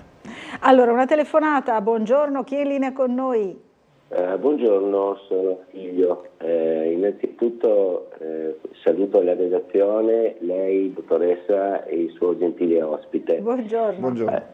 Allora, chiamo per una segnalazione e poi una considerazione velocissima. In ordine al degrado e ai rifiuti, che era uno dei temi che avete affrontato, l'altro ieri, passeggiando lungo il Molo Audace, praticamente sulla sinistra, alla fine del molo, ho trovato, attenzione, non sto criticando, anzi è una considerazione totalmente costruttiva e plaudo comunque all'amministrazione per tutto quello che sta facendo, perché non è certo gestione semplice, però vetri dappertutto, bottiglie rotte, cosa che ritengo al di là di tutto assolutamente pericolosa, a prescindere dal degrado, ma anche perché questa cosa è avvenuta in un orario che erano circa le 13:30, quindi in un orario dove il molo viene frequentato, ci sono bambini che passeggiano e camminano piuttosto che con i genitori, però purtroppo questa è una cosa che al di là della maleducazione delle persone che compiono questo tipo di atteggiamento, che hanno questo tipo di attitudine, comunque non è solo un fatto di degrado ma anche di sicurezza. Questo è un primo aspetto, e qui mi ricollego con una cosa. Già mesi fa ho chiamato segnalando una questione. Dall'arrivo dalla stazione marittima, da prima della stazione marittima fino ad arrivare a Molo Audace e ben oltre, non c'è attualmente lungo le rive, in una zona dove sono state posizionate delle panchine perché la gente si siede in godo di questo stupendo panorama che questa città offre, non c'è un cestino per buttare via la spazzatura. Capito. Allora, mi è stato risposto all'epoca, sì, ma abbiamo creato le isole ecologiche. Allora la mia domanda è, al di là della maleducazione, perché io sono uno di quelli che fuma ma non butta la cicca per terra, se non ho un portacena e la spengo la metto in tasca, ma io come altri, però siamo persone educate, purtroppo non è non questo tutti il nostro sono mondo. così, no? Esatto. Ecco, e quindi perché non è pieno di lattine buttate? Allora, la domanda è di mozziconi, perché non mettere qualche, come ci sono in altre parti della città, portacenere al fine di non offrire il fianco a queste persone? Poi sicuramente non elimineremo il problema, ma quantomeno lo riduciamo. Chiaro. E quindi questo è il primo cosa. Velocissimamente un'altra considerazione, in ordine a un tema molto più importante, quello della sicurezza. Allora, il suo gentile ospite ha detto non possiamo riempire la città di metal detector e di telecamere, perché altrimenti si passa a un regime di polizia. No, allora, le telecamere... forse ho capito male io, le chiedo scusa. No, si figuri. Comunque sia, quello che intendevo, io vengo da una lunga esperienza di vita professionale all'estero. Le porto un esempio velocissimo. Nel paese in cui ho vissuto per oltre 10 anni, per questioni di lavoro, è pieno di telecamere. Le dico il paese, si chiamano Emirati Arabi, che per carità non sono un paese perfetto, hanno 1000 difetti come tutti i paesi, ogni paese ha le sue... Li conosce il nostro ospite, sì. Ecco. Prego. Detto questo, è pieno di telecamere, a tal punto che se lei parcheggia la macchina in una zona di divieto di sosta, le arriva la multa via mail dopo circa 5 minuti. Capito, quindi lei sostiene insomma che sono utili. Chiarissimo, grazie delle segnalazioni. Allora, come vogliamo rispondere a due segnalazioni diciamo molto distanti tra di loro? No? Assolutamente. Allora, per quanto riguarda i cestini portarifiuti sul lungomare, me lo sono segnato perché è una cosa molto importante, nel senso che verificheremo e metteremo probabilmente dei cestini portarifiuti, perché non metteremo i cosiddetti bottini, perché evidentemente portano delle difficoltà e sono molto ingombranti, però dei cestini ogni tanto è giusto che magari ci siano, per cui è una cosa che accolgo favorevolmente e che mi prendo l'impegno di portare avanti, anche perché all'interno della nostra circoscrizione lo si fa senza alcun problema. Per quanto riguarda la sicurezza, io ho detto dei metal detector e non delle telecamere, esatto. perché i metal detector sono una cosa ingombrante e ci deve essere anche il personale all'interno che gestisce anche questo tipo di installazione qua. Per quanto riguarda le telecamere, il Comune di Trieste ne ha installate e ne sta installando altre, perché comunque il problema sicurezza, e lo so perché ci abbiamo lavorato anche in circoscrizione, indicando le posizioni dove sarebbe meglio posizionare le telecamere, una posizione anziché un'altra, proprio per i problemi di degrado che ci possono essere. Conosco benissimo l'Arabia Saudita, perché per lavoro ci sono stato quasi un mese e mezzo a Jeddah e conosco quello che diceva il telespettatore, per cui sì, è vero, e da quello che succede a Jeddah o in Arabia Saudita a quello che succede qua c'è veramente un mare di differenza. Non lo colmeremo subito, ma comunque l'obiettivo è quello di portare la sicurezza in un modo che non sia invadente sulla libertà delle persone. È un obiettivo che abbiamo tutti e che conosciamo bene, stiamo portando avanti sia a livello di governo centrale con il Presidente Meloni, sia a livello locale con le nostre iniziative. Allora, un'altra telefonata, poi dobbiamo andare in pubblicità. Pronto, buongiorno, chi è in linea con noi? Sì, buongiorno, sono Luigi. Luigi, buongiorno. Sì, sarò brevissimo. Ho sentito parlare di piste ciclabili. L'altro giorno sembra che nascano così come non dico come funghi a Trieste, però ogni tanto qualcuno si inventa qualcosa a un momento di tempo, 4 soldi, un bar di pittura e disegna una pista ciclabile. Mi riferisco a quel pezzo di pista ciclabile che mi sembra che avrà 200 metri forse, che comincia dall'università. Dell'università alta e va avanti fino più o meno al capolinea della linea, cosa abbiamo lì, la 19, adesso mi sfugge, ma comunque dall'università che va su verso 17. Il comprensorio di San Giovanni. Qualcuno ha dipinto una striscia per terra, una riga gialla con il logo della bicicletta. Luigi, ho capito, insomma, la zona di questa nuova pista ciclabile. Se riesce magari a recuperare la linea, lo facciamo però subito dopo una breve pausa pubblicitaria, fra poco.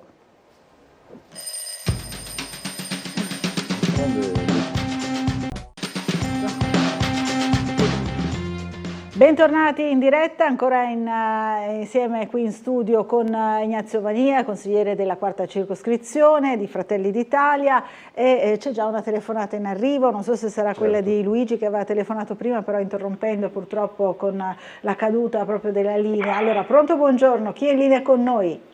Buongiorno signora Buccarella, buongiorno lei e al suo ospite Nivea. Buongiorno. Allora, volevo solo dire due cose. Prego. Allora, la pista ciclabile che avevano fatto con le righe gialle dall'università sino alla fermata alla rotonda delle fermate della 17 e ieri ci sono passata e le erano cancellate e stavano facendo delle altre. Evidentemente si sono resi conto che non funzionava e lì c'è anche una casetta davanti all'Università dell'Acqua. E poi volevo parlare anche del disastro sul Molo Audace. Allora, non possono metterci i cestini perché quando arriva la nave deve esserci una sicurezza, li hanno levati già da tempo, però ci sono delle batterie posizionate sul marciapiede verso città. Dopo, accanto alla pista ciclabile, di quelle batterie che pur essendo portacenere, ogni batteria ha un portacenere per la raccolta differenziata e sono posizionate dalla stazione marittima ce n'è una, più in giù ce n'è un'altra. per gettare le immondizie. Io dico questo, non si può naturalmente avere un cestino ogni 2 passi, le persone devono tenere i mozziconi di sigaretta un momento per gettarli via, oppure le lattine. Sul Molo Audace è zona rossa, giusto, mi conferma? Tutto il Molo Audace è zona rossa, per cui dovrebbero essere controllati i migranti, perché lì si posizionano, bevono fuori dalle lattine e lasciano tutto lì e probabilmente fanno anche quel disastro coi vetri.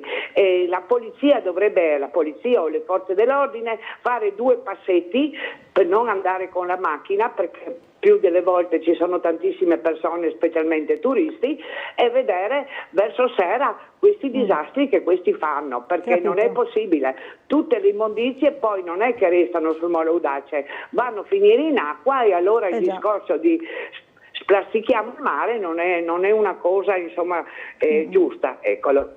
Va bene, grazie Nivea. Mi sembra un'analisi giusta di quello che succede, no?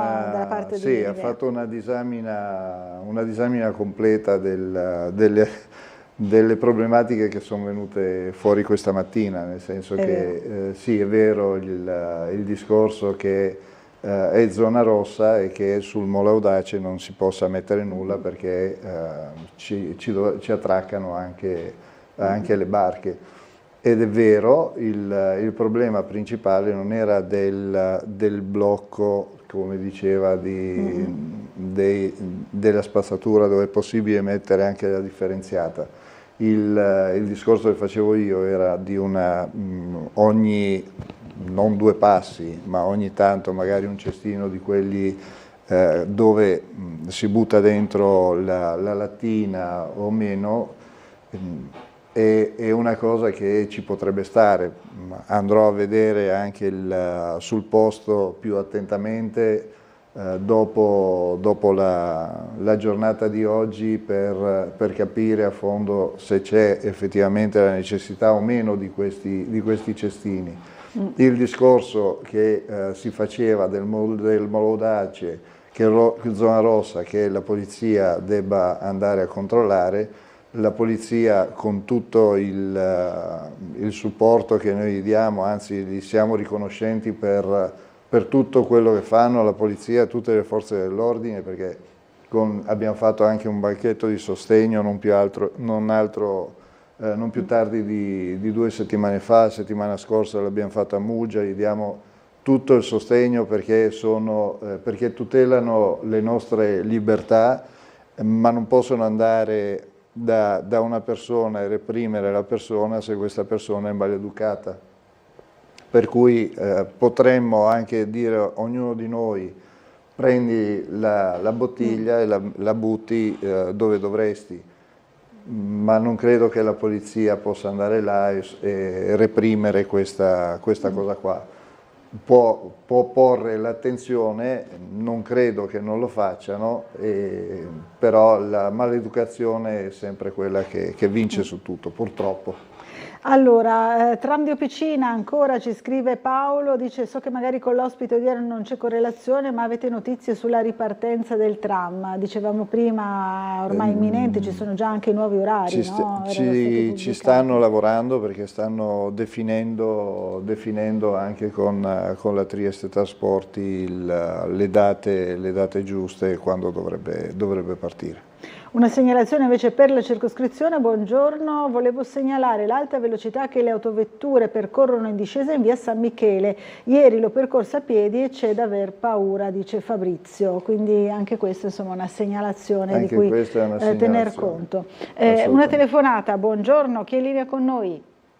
Bucarella, buongiorno a lei e al suo ospite, sono Fulvio. Buongiorno Fulvio. Buongiorno. Guardi, io voglio parlare unicamente di economia, perché l'economia è alla base di tutto, è alla base della sanità, è alla base della scuola, è alla base dell'educazione, è alla base della nostra vita familiare. L'economia, i soldi, piaccia o non piaccia, sono l'humus su cui si può far crescere tutto. Allora, io mi sto chiedendo da parecchio tempo cosa fanno i politici e cosa fanno i sindacati. I politici sono messi là per amministrare, sono stati votati per amministrare per il bene della gente, non per ideologie. L'ideologia viene dopo. Sono messi là per attuare tutto quello che si può fare per migliorare le condizioni delle famiglie, della gente, delle persone, in tutte le situazioni, come ho detto, dalla scuola alla sanità, all'educazione, a tutto quanto. E idem con patate sono i sindacati. Allora, qua a Trieste, nel territorio libero di Trieste, che è legge della Repubblica Italiana, non stiamo a dimenticarlo, l'articolo 54, voglio dire al signore che l'ha con lei, dice con onore e disciplina. Qua non vedo né onore né disciplina, qua vedo tante pecore, sia sindacati che non so cosa stanno seguendo, sia anche i politici. Vanno dietro a chi? Fanno l'interesse della popolazione. Questa è la sua domanda, adesso... insomma l'ha già fatta diverse volte. Grazie Fulvio. Allora, cosa vuole replicare il signor Fulvio? Replico soltanto che il nostro dovere, magari avessi i 20.000 euro al mese di cui parlano, magari noi grazie alla nostra volontà di lavorare per la comunità facciamo il servizio in circoscrizione. E per questo anche dopo devo andare al lavoro, perché logicamente ho un lavoro che mi permette di mantenere me e la mia famiglia. Il discorso che faceva, sono stati votati per il bene della cittadinanza, non credo che ci sia una sola persona che si sia presentata alle votazioni o che abbia preso dei consensi dei cittadini che non lavori per la cittadinanza. Per cui credo che ognuno di noi, e non metto avanti l'ideologia politica, metto la volontà di mettersi in gioco, è proprio quella di cercare di far sì che il mondo in cui siamo sia migliore quando lo lasceremo ai nostri figli. Per cui non credo che ci sia una persona di quelle che si siano presentate, abbiano preso il consenso e siano o all'amministrazione o all'opposizione che non abbiano questo come idea. Per cui non vedo la protesta del signor Fulvio.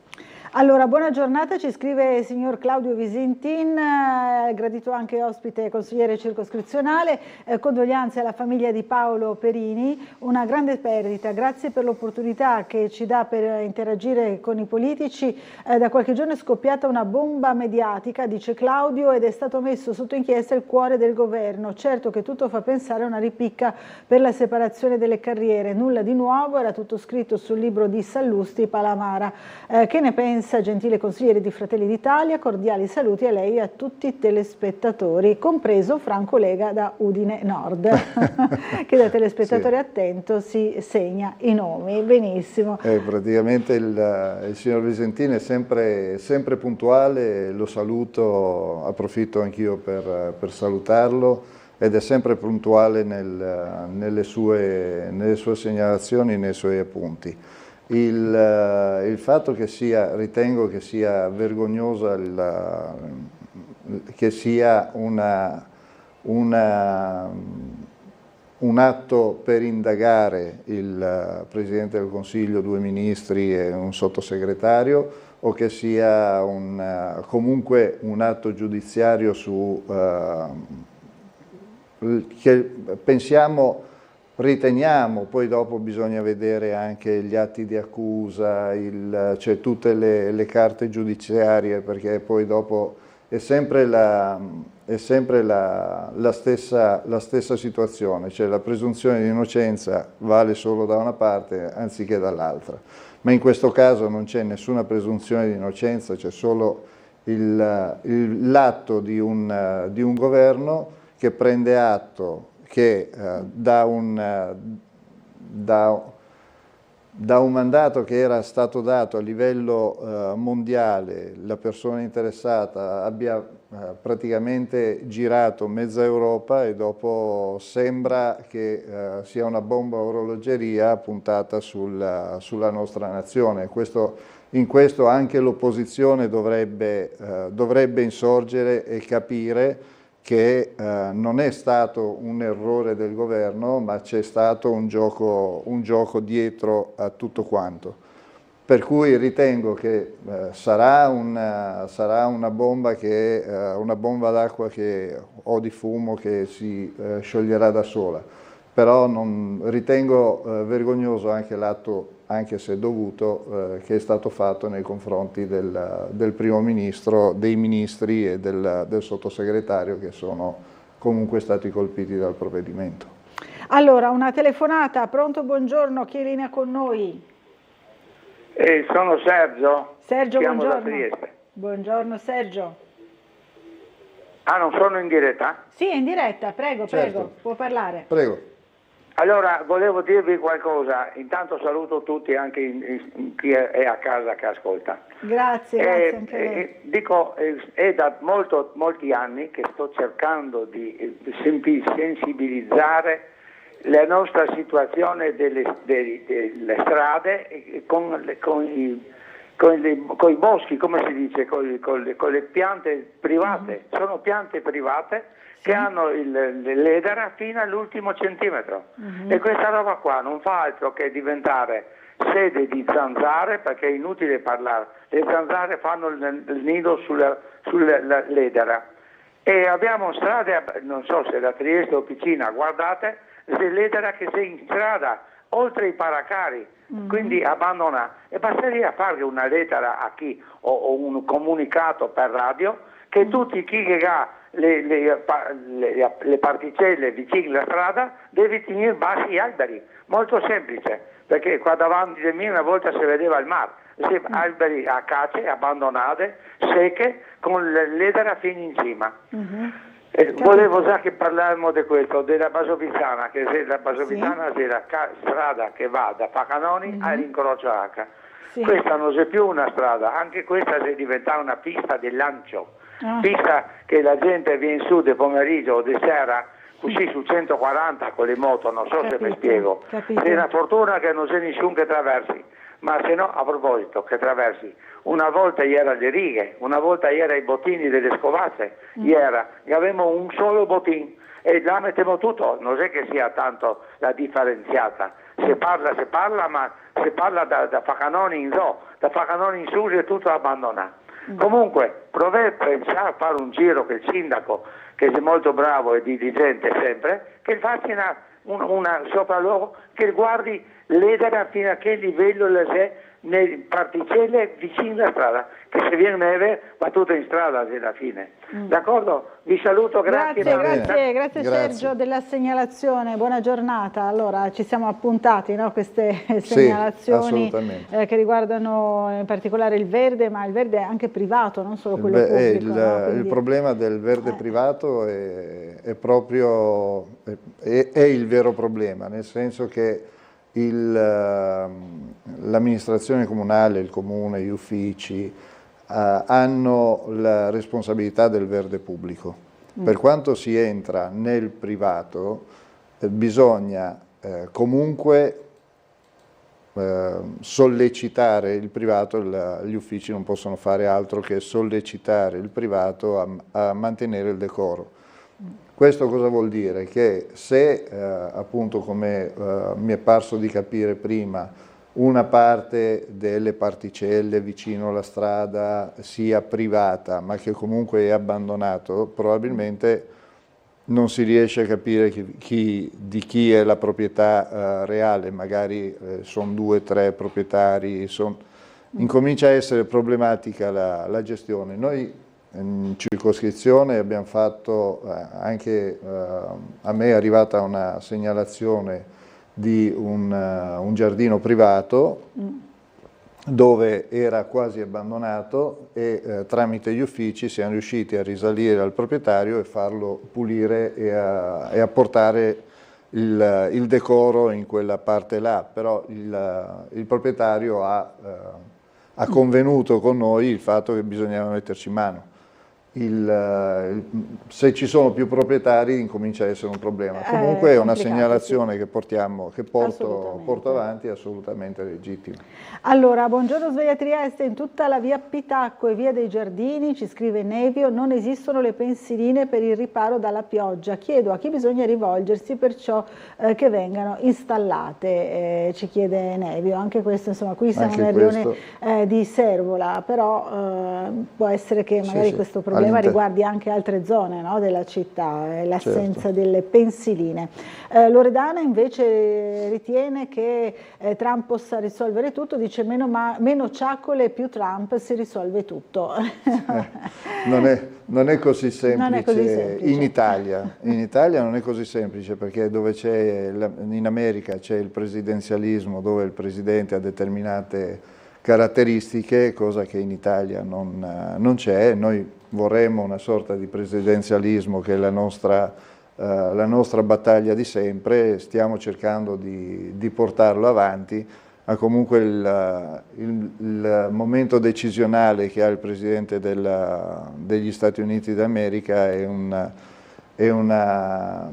forte impatto che lui ha con tutti i bilanciamenti che ci sono nella Costituzione americana, però lui può prendere decisioni e essere un po' più decisionista rispetto a quello che potremmo essere noi.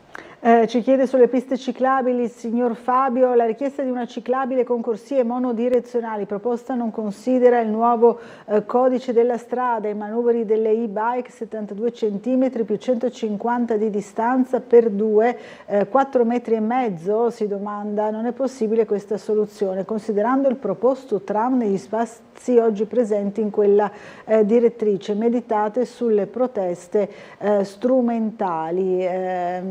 Non è molto chiaro a quale pista ciclabile e a quale tram soprattutto si riferisca, magari torni a scriverci magari per capire meglio qual è l'oggetto, insomma, della sua protesta. Condivido sull'opportunità di ripulire degnamente la galleria oggetto di interventi, ci scrive Maria Stella. Per quanto attiene la pulizia delle strade, ormai lasciata all'inefficacia dell'uso dei soffioni, auspicherei il ritorno almeno parziale di un operatore. E qui torniamo a questi strumenti, insomma, che sono osteggiati da molti cittadini, no? Non piacciono i soffiatori per la pulizia delle strade. Per la pulizia, però tra l'altro bisogna comunque intervenire presso il gestore della pulizia e capire, cioè è a livello centrale che l'assessore di riferimento e la partecipata, in questo caso che ha la gestione, capire le varie possibilità, perché poi dopo aumentano i costi per gli operatori, c'è tutto un insieme di cose che bisogna valutare. Una telefonata, buongiorno, chi è in linea con noi? Buongiorno signora Bucarella, quasi Boris, suo amico del Ghiadatta. Buongiorno Boris. Voglio dire che l'ha fatti vedere questo suo gentile ospite uno di quei filmati che l'ha fatto anche lei qua in via Guido Reni, che vedi in condizioni che siamo e dopo 20 anni siamo sempre nelle stesse condizioni. La ringrazio molto, se lui voglierà vedere i filmati non correrà che mi spiego. Non ci sono aggiornamenti, insomma, va bene, grazie Boris, insomma, ci segnala più volte le condizioni di via Reni, magari torneremo a vedere com'è la situazione, è sempre della circoscrizione quarta. È sempre della circoscrizione nostra, conosco la situazione, anche là l'abbiamo segnalato, ritorneremo a fare le segnalazioni e a chi di dovere cercheremo di porre rimedio, perché anche la scala Guido Reni conosco la situazione, ci ho fatto già un sopralluogo tempo fa, ci ripasserò a breve e ci ripasserò in questi giorni per vedere la situazione e torneremo di nuovo a riproporre le segnalazioni. Allora la signora Gabriella dice: le pensiline mancano anche nel comprensorio di San Giovanni, grazie e buona giornata. Ecco, lo immaginavo, insomma, che sarebbe stato un tema comunque da approfondire. Poi Renata invece chiedo come fatto anche in altre circoscrizioni di aiutare gli anziani del territorio a difendersi dalle truffe, fare volantinaggio nei bar, nei negozi del rione, per strada, per far sapere quali sono i sotterfugi usati per sottrarre alle persone sole denaro e preziosi che molto spesso gli anziani tengono in casa. È un suggerimento molto utile. Allora, su questo che è un tema anche questo molto sentito, ho un contatto diretto con un amico che è il comandante dei carabinieri di via Ermet, il maresciallo comandante, e praticamente della stazione dei carabinieri, non della provinciale. Perché lì la sede è unica di entrambi i comandi. E siamo praticamente in accordo che faremo degli incontri con la popolazione proprio su questi temi qua, perché i carabinieri li fanno periodicamente anche all'interno delle varie comunità cristiane, cioè nelle varie chiese che ci sono. I parroci li invitano spesso a fare questi incontri e so che li fanno periodicamente. È una cosa un problema che sentiamo forte, e vorremmo appunto con lui o con i suoi collaboratori, con il comandante della provincia, con chi di dovere, fare un incontro anche all'interno della nostra sala consiliare in via Locchi e da allargare a più persone possibili, per cui è una cosa di cui mi prendo l'impegno per portare avanti, e appena sarà concretizzata l'appuntamento magari lo facciamo sapere anche attraverso Tele4, che in queste cose qua è sempre presente e ci dà la disponibilità giusta. Sempre appunto sul pezzo. Allora, una telefonata, credo abbiamo proprio qualche secondo. Pronto, buongiorno, c'è qualcuno in linea? Buongiorno. Buongiorno. A lei e ai suoi ospiti. Niente, volevo fare due segnalazioni. Prego. Allora, c'è la cabina di via Stock, la cabina della Corriera, dove si ferma, c'è la gente salva sotto. Quando l'hanno rimontata hanno lasciato un lasco di 1 centimetro circa dai supporti che la tiene, e come si poggia uno che si poggia di dietro il vetro si muove ed è pericolo che si può rompere mentre qualcuno aspetta la corriera. Capito? No? Che è seduto. Dopo un'altra cosa, sempre di la via della Stock, ecco il famoso giardinetto che è vicino alle Scovazzi là, no? Tempo fa avevate buttato un po' di giarretta, ma a metà l'avete buttato, no a tutto. Sarebbe bello che ripulire, perché c'è un po' di sporche di cane, qualcosa che c'è sporco ed è brutto a vedere. Ok. E ci sono quelle piante sempre del giardinetto che mai puliti, mai tagliati, mai niente, è proprio brutto vedere, no? Capito. Se potete fare, vedo che c'è il signore là che si interessa a queste robe qua. Sì, anche se è da un'altra circoscrizione, la terza credo, però comunque insomma sono sempre in contatto, no, con i colleghi dell'altra circoscrizione. Grazie allora Ignazio Vania per essere stato con noi questa mattina, torni a trovarci presto qui a Sveglia Trieste. Assolutamente, grazie ai telespettatori che sono stati a sentirci, grazie per l'ospitata, e sarò sempre disponibile quando alla volete. prossima, grazie. Grazie, arrivederci. Noi dobbiamo fermarci per un po' di pubblicità. Fra poco sarà in studio con noi Enrico Bullian del Patto per l'Autonomia, consigliere regionale. Fra poco.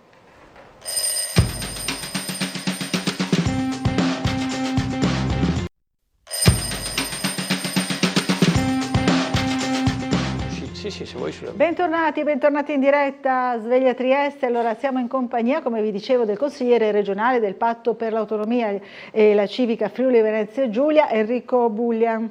Buongiorno a tutti. E ben arrivato nei nostri studi, grazie di essere qui.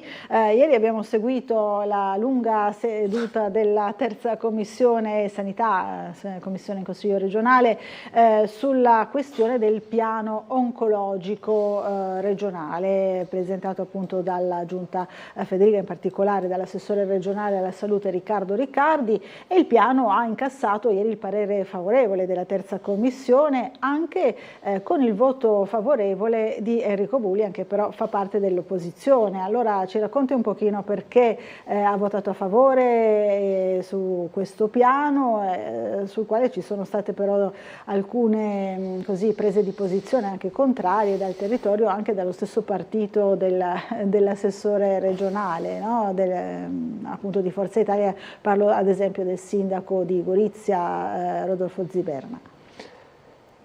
Allora io partirei così, perché sul piano della rete oncologica regionale ne abbiamo viste di tutti i colori e si è sentito, insomma, si sono sentite le opinioni più svariate in entrambi gli schieramenti. Poi per esigenza di maggioranza e quindi di governo il centrodestra si è ricompattato, mentre stando all'opposizione questa esigenza non è così pressante e quindi ognuno ha espresso le proprie valutazioni e il proprio voto, e io ho inteso sostenere questo piano. Adesso spiegherò anche il perché. Devo dire che anche altri due consiglieri colleghi del Partito Democratico lo hanno fatto, quindi 3 consiglieri regionali provenienti dalle file dell'opposizione hanno sostenuto questo piano che arriva quasi dopo un trentennio di attesa. Il piano oncologico in vigore è del 1998, ma qualsiasi cittadino, anche che per sua fortuna non si è mai occupato di problematiche legate ai tumori, capisce che in un settore come tanti altri, ma in questo forse in particolare, dove la scienza medica, la tecnologia, l'organizzazione in rete che è necessaria hanno fatto passi da gigante, e noi siamo una delle 3 regioni che ancora non lavora con questa metodologia che ha dato dei risultati eccellenti ovunque è stata proposta. Risultati eccellenti nel campo significa ridurre la mortalità e aumentare l'aspettativa di vita. Davanti a queste condizioni, a un piano che è stato fatto in maniera seria, che deriva da tutta una bibliografia sterminata, internazionale, scientifica di altissimo livello, che deriva dal piano oncologico nazionale in vigore che vale per il quadriennio 2023-2027. Quindi in attuazione di quello arriviamo al dunque, dopo che abbiamo chiesto da molto tempo e anche prima della mia legislatura a Riccardi alcune cose, di difendere la sanità pubblica, e il piano lo fa perché tutta la gestione oncologica rientra nel perimetro della sanità pubblica. Gli abbiamo chiesto di formalizzare una revisione della rete ospedaliera, e in questo caso il piano lo fa perché ad esempio concentra alcuni interventi di chirurgia oncologica, li concentra in determinati centri, poi dipende dalla tipologia di tumore, no? E questa è una norma di buon senso, no? Perché tutta la letteratura scientifica dice che andare in centri specializzati e ad alti volumi migliora la qualità e la sicurezza degli interventi. E, insomma, andando in tutte queste direzioni qua, dopo che abbiamo richiesto questo e sostanzialmente l'assessore si è mosso in linea con queste richieste che provenivano anche dal mondo dell'opposizione, io non penso che possiamo sottrarci, rimanendo credibili, alle nostre responsabilità, e per questo, assieme agli altri 2 colleghi, insomma, abbiamo espresso il parere favorevole. Gran parte della critica al piano si è concentrata proprio sulla questione della concentrazione delle chirurgie oncologiche. Attualmente gli interventi potenzialmente possono venire fatti in quasi tutte le sedi, punti di offerta, cioè gli ospedali, anche i cosiddetti SPOC, gli ospedali più piccoli, detta impropriamente, quelli di prossimità, mentre il piano prevede che per ogni sede tumorale si vada a concentrare in determinate sedi. Alcuni tumori, ad esempio, verranno sviluppati gli interventi chirurgici solamente nei centri specializzati hub. E gli hub fondamentalmente sono 3 più i presidi specializzati, 3, cioè gli ospedali principali, Catinara per Trieste, poi quello di Udine e Pordenone, e anche qua dentro, oltre al CRO di Aviano e al Burlo per l'oncologia dei bambini. E anche qui dentro c'è una classificazione differenziata fra primo e secondo livello. Quelli di secondo livello sono quelli a maggiori volumi e poi quelli a secondo livello ancora più alti, cioè gran parte dei tumori verrà operata quindi a Udine, un po' di meno a Trieste e ancora un po' di meno a Pordenone. Questo è il senso, con l'intento di mettere al centro non tanto la categoria dei chirurghi, che comunque dentro il processo complessivo di cura rappresenta l'1-2%, no? Del percorso oncologico, ma mettere al centro il paziente cittadino. Quindi credo che l'operazione di riforma sia strutturale e che quindi sia corretto anche da parte dell'opposizione sostenere un percorso che inevitabilmente è complesso quando si va, come dire, anche a intaccare delle prassi consolidate da un trentennio di assenza di interventi direzionali. Che però erano necessari, come ha spiegato prima. A mio prima. avviso assolutamente, tutelando, cioè avendo in testa come primo obiettivo quella della tutela del cittadino. Cosa peraltro importante che aggiungo è che se da una parte si concentrano le chirurgie oncologiche, dall'altra si lascia negli ospedali SPOC, quelli più prossimi alla propria abitazione, si lascia la gestione di tutto il percorso.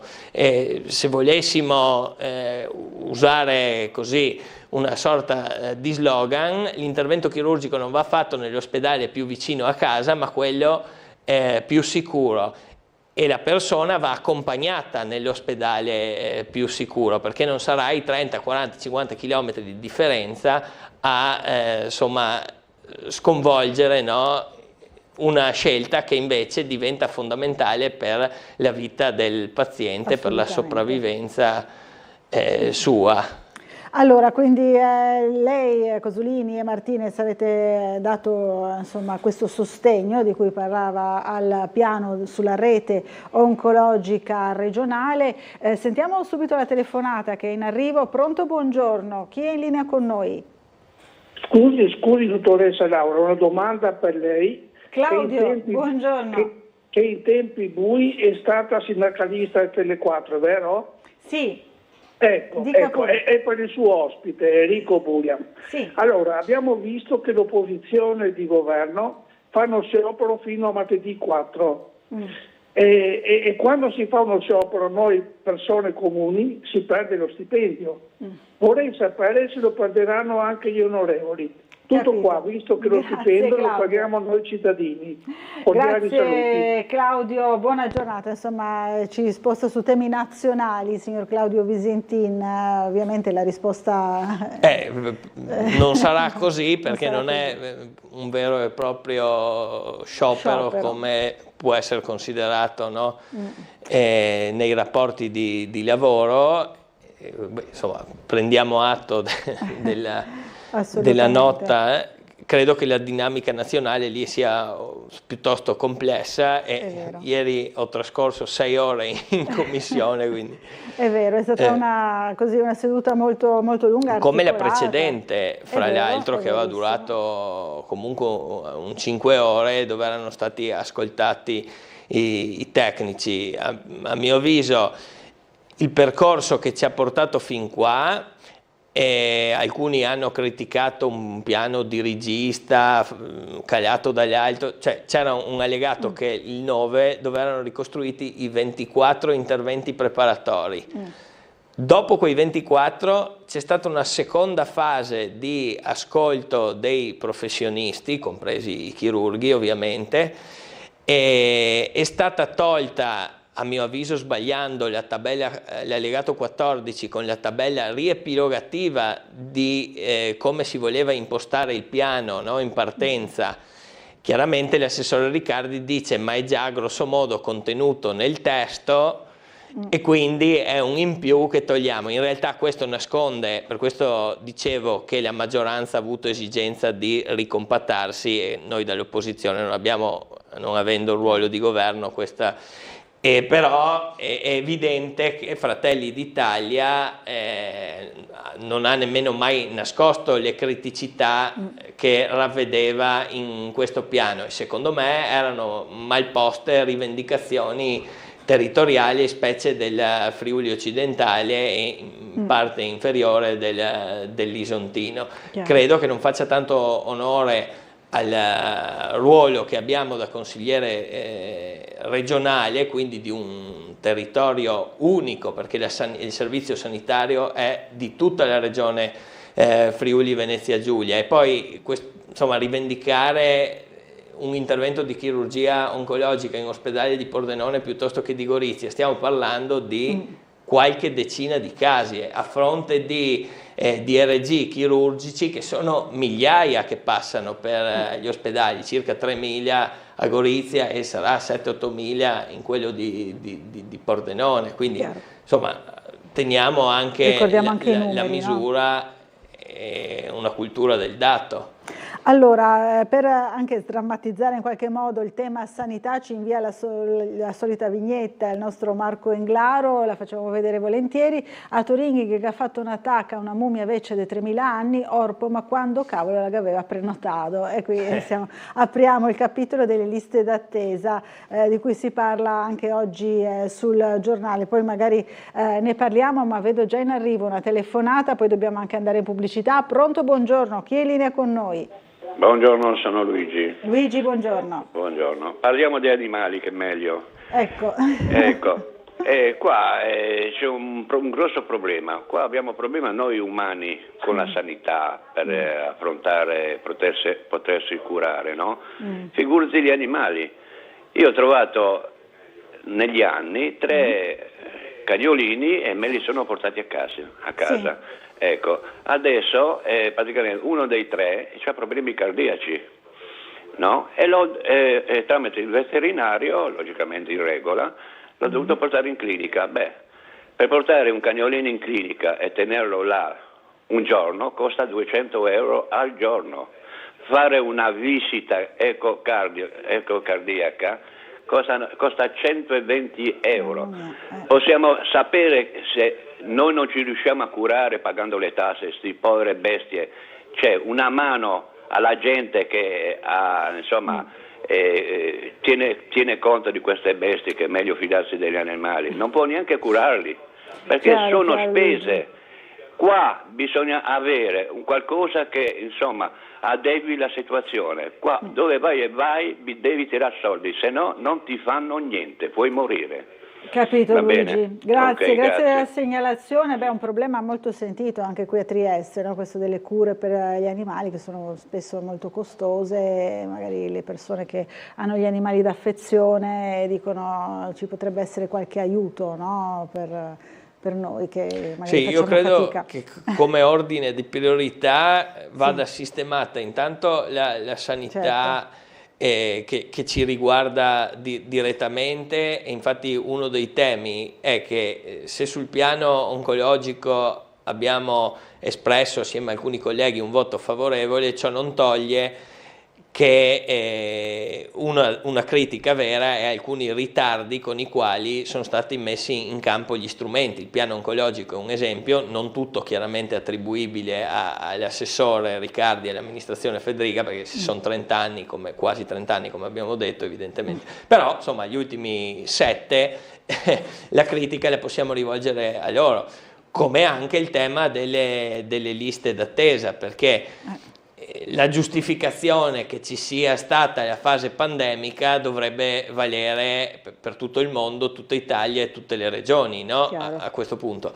Quindi probabilmente è avvenuto sicuramente il tema Covid, dopodiché gli effetti sulla regione Friuli Venezia Giulia, sul nostro sistema sanitario sono stati più profondi per una debolezza strutturale che si era accumulata. Rilevo che in questo periodo, in questo ultimo anno e nel 2025 sono già state stanziate le risorse per l'abbattimento delle liste d'attesa, che qualche effetto positivo, no, si sta avendo andando in diminuzione delle liste, e su questo noi monitoreremo sia questo tema che quello del piano oncologico, perché noi non abbiamo fatto un voto così, una delega in bianco come altri dell'opposizione hanno evitato di fare, no? Hanno detto noi non votiamo una delega in bianco agli assessori. Noi abbiamo votato consapevolmente a favore, sapendo che è un piano triennale e che ci sono monitoraggi e revisioni semestrali, e su questo agiremo. Allora, dobbiamo fermarci per una piccola pausa pubblicitaria, ci rivediamo subito dopo, fra poco.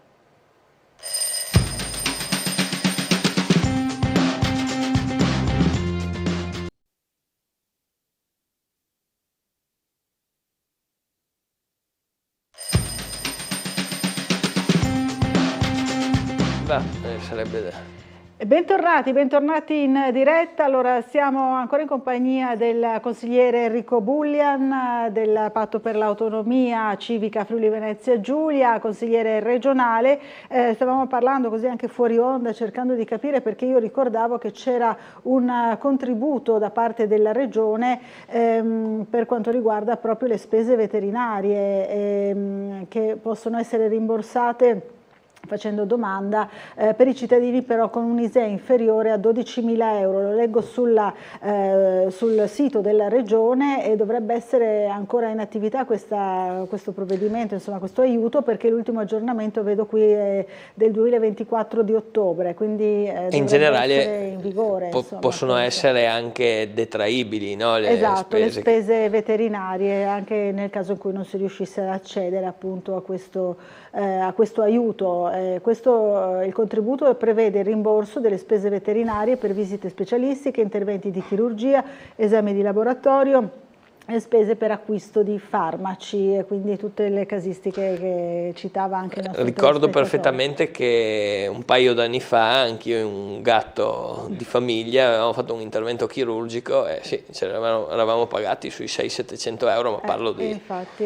un paio d'anni fa. 15 anni fa. Capiamo. Sì, assolutamente, è un tema da approfondire. Assolutamente da approfondire, perché insomma sono tante le persone che hanno in casa un animale d'affezione. Ci scrive Luigi: Muggia e tante altre città sono in mano ai musulmani, ovvio che tra poco si fanno un bel partito, il partito islamico, e addio partito democratico. Questa è l'opinione di Luigi. Non sapevo di questa forte presenza a Muggia. Monfalcone magari già Monfalcone sicuramente c'è una forte presenza, che poi questo significhi creare un partito musulmano, direi insomma che fortunatamente non è così. Dopodiché teniamo presente che siamo stati a lungo tempo governati dalla Democrazia Cristiana, che non ha significato costituire uno Stato etico confessionale, no?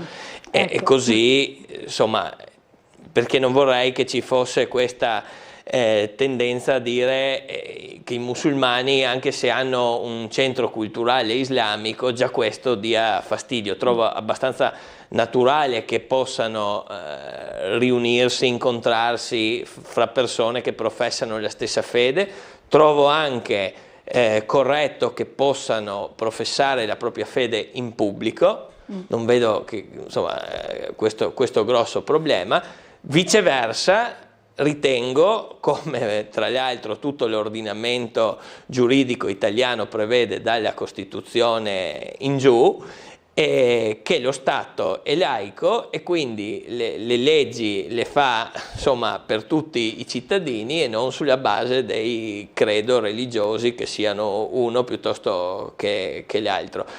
Io da laico e laico nelle istituzioni e ateo nella vita privata credo anche che il dialogo interreligioso sia un filone molto interessante per favorire la conoscenza reciproca, abbattere, come dire, alcuni muri di diffidenza, perché poi alla fine che tu sia musulmano, che tu sia cristiano, che tu sia ebreo, tra l'altro ci si rivede nello stesso Dio, solo che uno lo chiama Yahweh e l'altro Allah e via dicendo. Quindi vorrei smussare tutte queste contrapposizioni, no?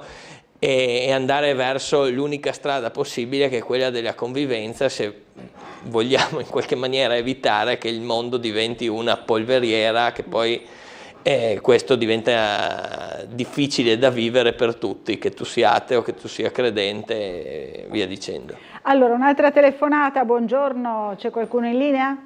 Buongiorno, sono sempre io, Luigi. Buongiorno Luigi, ancora. Grazie dell'appunto del rimborso regionale. Regionale, sì. Ecco, adesso vorrei parlare del diritto alla salute. Sì.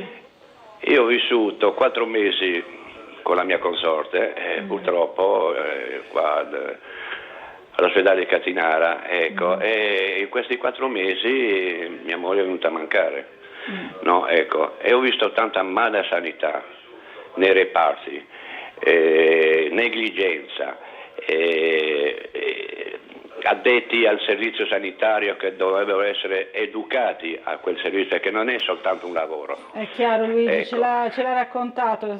Ecco, adesso io mi sono rivolto a chi di dovere. Sì, no, purtroppo nella regione Friuli Venezia Giulia non si intromettono perché sono troppo vicini all'azienda sanitaria. Mi sono dovuto rivolgere fuori regione, ecco, per avere i miei diritti. Ecco, e questo non va bene. Chiaro. Va bene, ecco, tante cose sono sommerse e non vengono dette. Capito Luigi, grazie di aver posto ancora l'accento insomma su questa problematica che l'ha riguardata, ci dispiace insomma naturalmente per poi la scomparsa di sua moglie e anche il fatto che ha denunciato il signore episodi secondo lui appunto di mala sanità e ha avuto anche difficoltà proprio nella denuncia, ha detto di essere dovuto andare fuori regione per sporgere insomma questo tipo di denuncia, per cercare in qualche modo di avere giustizia.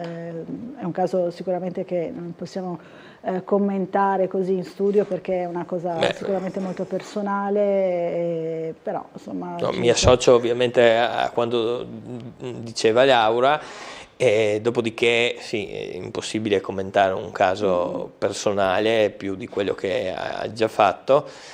E sì, dobbiamo tenere un po' il profilo di una lettura sul servizio sanitario in generale. Ci potranno essere casi di mala sanità come ci sono centinaia, migliaia di casi quotidiani di buona sanità, no? Perché dobbiamo capire che questo è un mondo complesso fatto da migliaia e migliaia di operatori che solo nel sistema Friuli Venezia Giulia operano ogni giorno in situazioni magari anche complesse e difficili. Avrei anch'io casi più o meno personali, familiari e via dicendo che sono successi in negativo, ma riconosco anche che sono successi e di più in positivo. Chiaro, allora dobbiamo fermarci per l'ultima pausa pubblicitaria di questa mattinata, mi dicono, allora diamo spazio agli spot, ci rivediamo subito dopo, ancora per l'ultima mezz'oretta in compagnia di Enrico Bullian, a fra poco.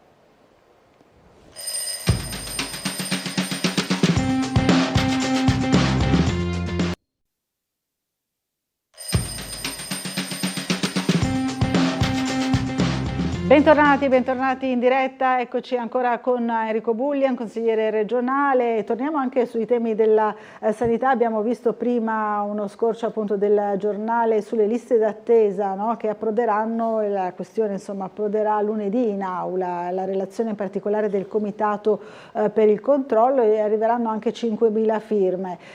Sono però in calo le liste d'attesa in questo periodo, si è parlato molto, no? Di liste d'attesa, di tempi lunghissimi per avere prestazioni, c'è una lieve inversione di tendenza che fa ben sperare.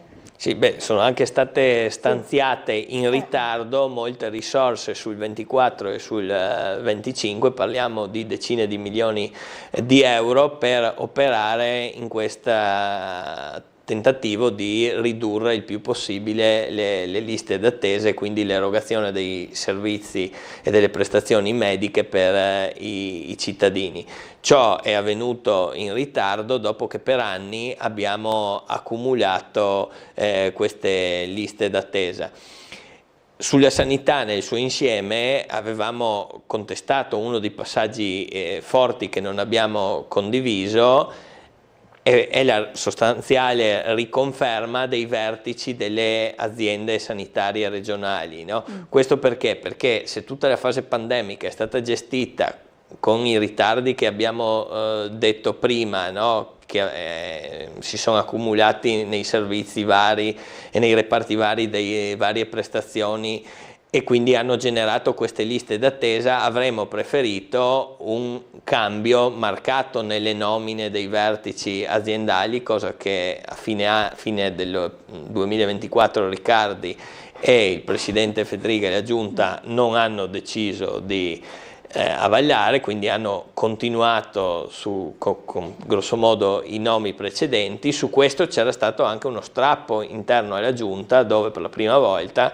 3 assessori in quota Fratelli d'Italia sono usciti dalla sessione di giunta e non hanno votato, quindi diciamo che sulla sanità ieri la fotografia è innegabile, ha visto il fronte delle opposizioni dividersi fra 3 favorevoli e alcuni contrari sulla rete oncologica, ma sul tema sanitario ieri sono solo state mascherate alcune posizioni di Fratelli d'Italia, perché se ascoltate l'intervento e la dichiarazione di voto del capogruppo di Fratelli d'Italia Giacomelli, capite che delle criticità che la lettura di quella forza dà sulla rete oncologica permangono. Quindi il fatto di aver tolto la famosa tabella riassuntiva della concentrazione delle chirurgie oncologiche, ha ragione Riccardi quando dice non cambia niente perché è contenuto nel piano, e io spero sia vivamente così, o significa che verrà ridiscusso tutto in questi mesi, e questo complicherebbe ovviamente l'avvio della rete. Però tutto questo nasconde dei malumori che soprattutto Fratelli d'Italia ha manifestato. Dicevo sulle nomine dei vertici, ma qua siamo un po' distanti da Pordenone, ma l'inaugurazione dell'ospedale di Pordenone, un investimento che è maturato in anni e anni di realizzazione del nuovo ospedale con attorno ai 300 milioni di euro di investimento, ha visto disertare l'inaugurazione da parte del ministro Ciriani, abbiamo appreso, e di tutta una parte importante dell'apparato istituzionale di Fratelli d'Italia. Credo che insomma questi segnali di rottura siano molto molto evidenti, dopodiché questo si affianca a tutte le dinamiche su terzo mandato e via dicendo, dove Fratelli d'Italia è evidente che stia frenando un via libera verso la possibilità di un terzo mandato in Regione Friuli Venezia Giulia, che permetta fra l'altro la ricandidatura di Fedriga, perché poi insomma il nodo del contendere è chi farà dentro il centrodestra il prossimo candidato presidente per la regione Friuli Venezia Giulia. Il nocciolo è un po' questo, da parte dell'opposizione. Purtroppo il livello è sotto traccia, ma neanche tanto, insomma, è abbastanza così alla luce del sole. Invece dalla parte dell'opposizione sulla questione terzo mandato, come vede la situazione, insomma, e cosa pensa soprattutto? sotto? Beh, lì in Friuli, cioè qua in Friuli Venezia Giulia si sono espressi i vari capigruppo e i vertici sostanzialmente bocciando la possibilità di un terzo mandato. Questo è relativamente coerente anche con quanto avevamo votato insomma, in una dimensione più piccola, però di evitare mandati troppo ripetuti anche per i sindaci, perché così si innestano a livello piccolo, medio e grande dei potentati. Avere 15 anni la stessa persona che gestisce la stessa istituzione ci sembra, insomma, poi dipende sempre anche dai pesi e contrappesi, no? Qua abbiamo l'elezione diretta, solitamente con un'elezione diretta gli Stati Uniti d'America insegnano con il presidente della più grande, no, per prodotto interno lordo, per tutto quello che conosciamo, più grande Stato, no, mondiale, i limiti dei mandati sono 2, tra l'altro di 8 anni, no? Neanche di 10. Neanche di 10, quindi infatti. sì, proporzioniamo, no? Se c'è l'elezione diretta di solito si fanno 2 mandati. 2 mandati. Poi io non penso che venga sovvertito l'ordine democratico se in qualche maniera passa il terzo, non voglio arrivare a questo eccesso, però diciamo che altri sistemi che consentono ad esempio alla Merkel di stare al potere come premier per 20 anni consecutivi, grosso modo, hanno un altro sistema elettorale tendenzialmente proporzionale. È diverso, insomma, quindi è proprio a partire proprio dal sistema elettorale. A proposito di elezioni, fra poco ci saranno le elezioni anche a Monfalcone, no? Sì. Quindi la zona, insomma, come vede questo inizio di campagna elettorale che insomma sta scaldando i motori, ma ancora forse non è entrata proprio nel vivo, no? Proprio della campagna vera e propria. A Monfalcone si è sempre in campagna elettorale. In campagna costante. Sì, anche per il profilo che sta mantenendo l'ex sindaca, no? E quindi c'è una guerriglia più o meno permanente con una contrapposizione con nemici veri o immaginari che parte proprio da lei. E ciò detto e ciò premesso, fin quando la giunta regionale non stabilirà con esattezza la data delle consultazioni elettorali, chiaramente, come dice lei, si scaldano i motori, anche se mi pare ormai abbastanza completo, insomma, delineato, no? Perlomeno i 2 schieramenti principali, quindi se da una parte la destra proporrà un esponente della Lega, il centrosinistra si è compattato attorno alla figura del collega, tra l'altro di consiglio regionale, Diego Moretti. E io in questo, visto che c'era questa anche possibilità che potessi essere il candidato in città, ho dato il mio sostegno al collega Moretti. Credo che abbia una lunga esperienza politica e amministrativa, prima di fare 3 mandati da consigliere regionale, ha fatto per lungo tempo il vice sindaco a Staranzano, che è il comune limitrofo a Monfalcone, fra l'altro, e quindi possa essere in qualche maniera la figura giusta per compattare il centro-sinistra e la sinistra. In questo si sta muovendo, secondo me, correttamente anche il mondo civico che sta creando una nuova forza che è Monfalcone Civica e Solidale, che riprende da una parte alcune esperienze storiche che hanno anche espresso consiglieri comunali come la sinistra per Monfalcone, dall'altra integra esperienze civiche più trasversali e quindi rientra un po' in quel disegno che ho cercato di portare avanti dalla campagna elettorale delle regionali in poi, no? Quindi mettere assieme moderati e progressisti, tendenzialmente di natura civica, no? Che non abbiano un partito di riferimento nazionale. Poi anch'io voto un partito a livello nazionale, no? Ma a livello regionale, provinciale e comunale ci attiviamo in questa rete che tra l'altro abbiamo anche strutturato come coordinamento delle civiche dell'Isontino, che grosso modo fanno riferimento al centro-sinistra.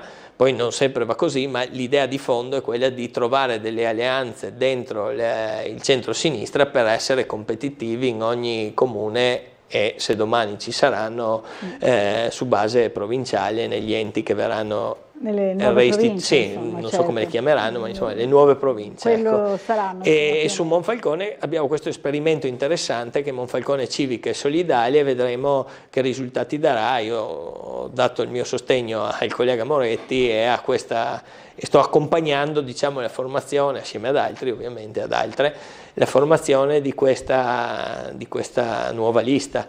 Abbiamo fatto la presentazione di recente, che secondo me è andata molto bene. Ha parlato un giovane professore che ha una formazione ecologista sui 30 anni, così come profilo, no? Ha parlato, vabbè, quelli con più esperienza. Ha parlato, giusto per capire il taglio che vorremmo dare, il presidente storico dell'Ascom, che adesso ha finito il suo mandato in rappresentanza dei commercianti. L'Ascom è l'associazione dei commercianti, adesso ha deciso di candidarsi con questa lista, quindi anche soggetti che evidentemente non rientrano, come dire, nel filone storico della sinistra tradizionale. E questo è lo sforzo che è stato messo in campo con la lista, e a fianco a me che ho fatto un po' il presentatore di questi primi 5 candidati, assieme al candidato sindaco Moretti, abbiamo presentato anche la candidatura di una ragazza, Yasmin, che fa parte di sostanzialmente le seconde generazioni di immigrati che hanno fatto tutto il ciclo scolastico qua, infatti parla molto bene italiano. Lei è di origine marocchina, che non è fra le comunità, sì, fondamentalmente sì, ha la doppia cittadinanza. Chiarissimo, quindi anche questa esperienza all'interno di questa nuova lista, questa nuova formazione civica. Abbiamo un'altra telefonata, la sentiamo. Pronto, buongiorno. Buongiorno, mi chiamo Fulvio. Fulvio, buongiorno. Buongiorno a lei.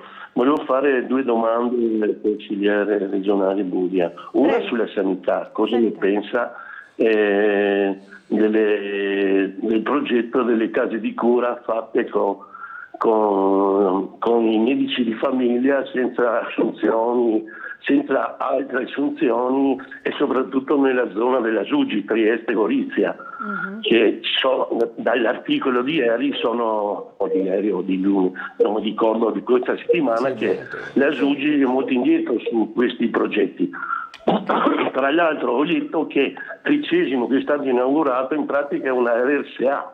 Allora ci sono problemi, perché una RSA che diventa una casa di cura.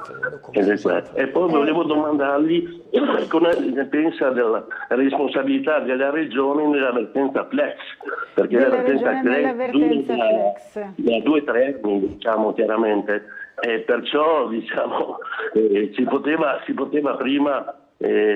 prima logicamente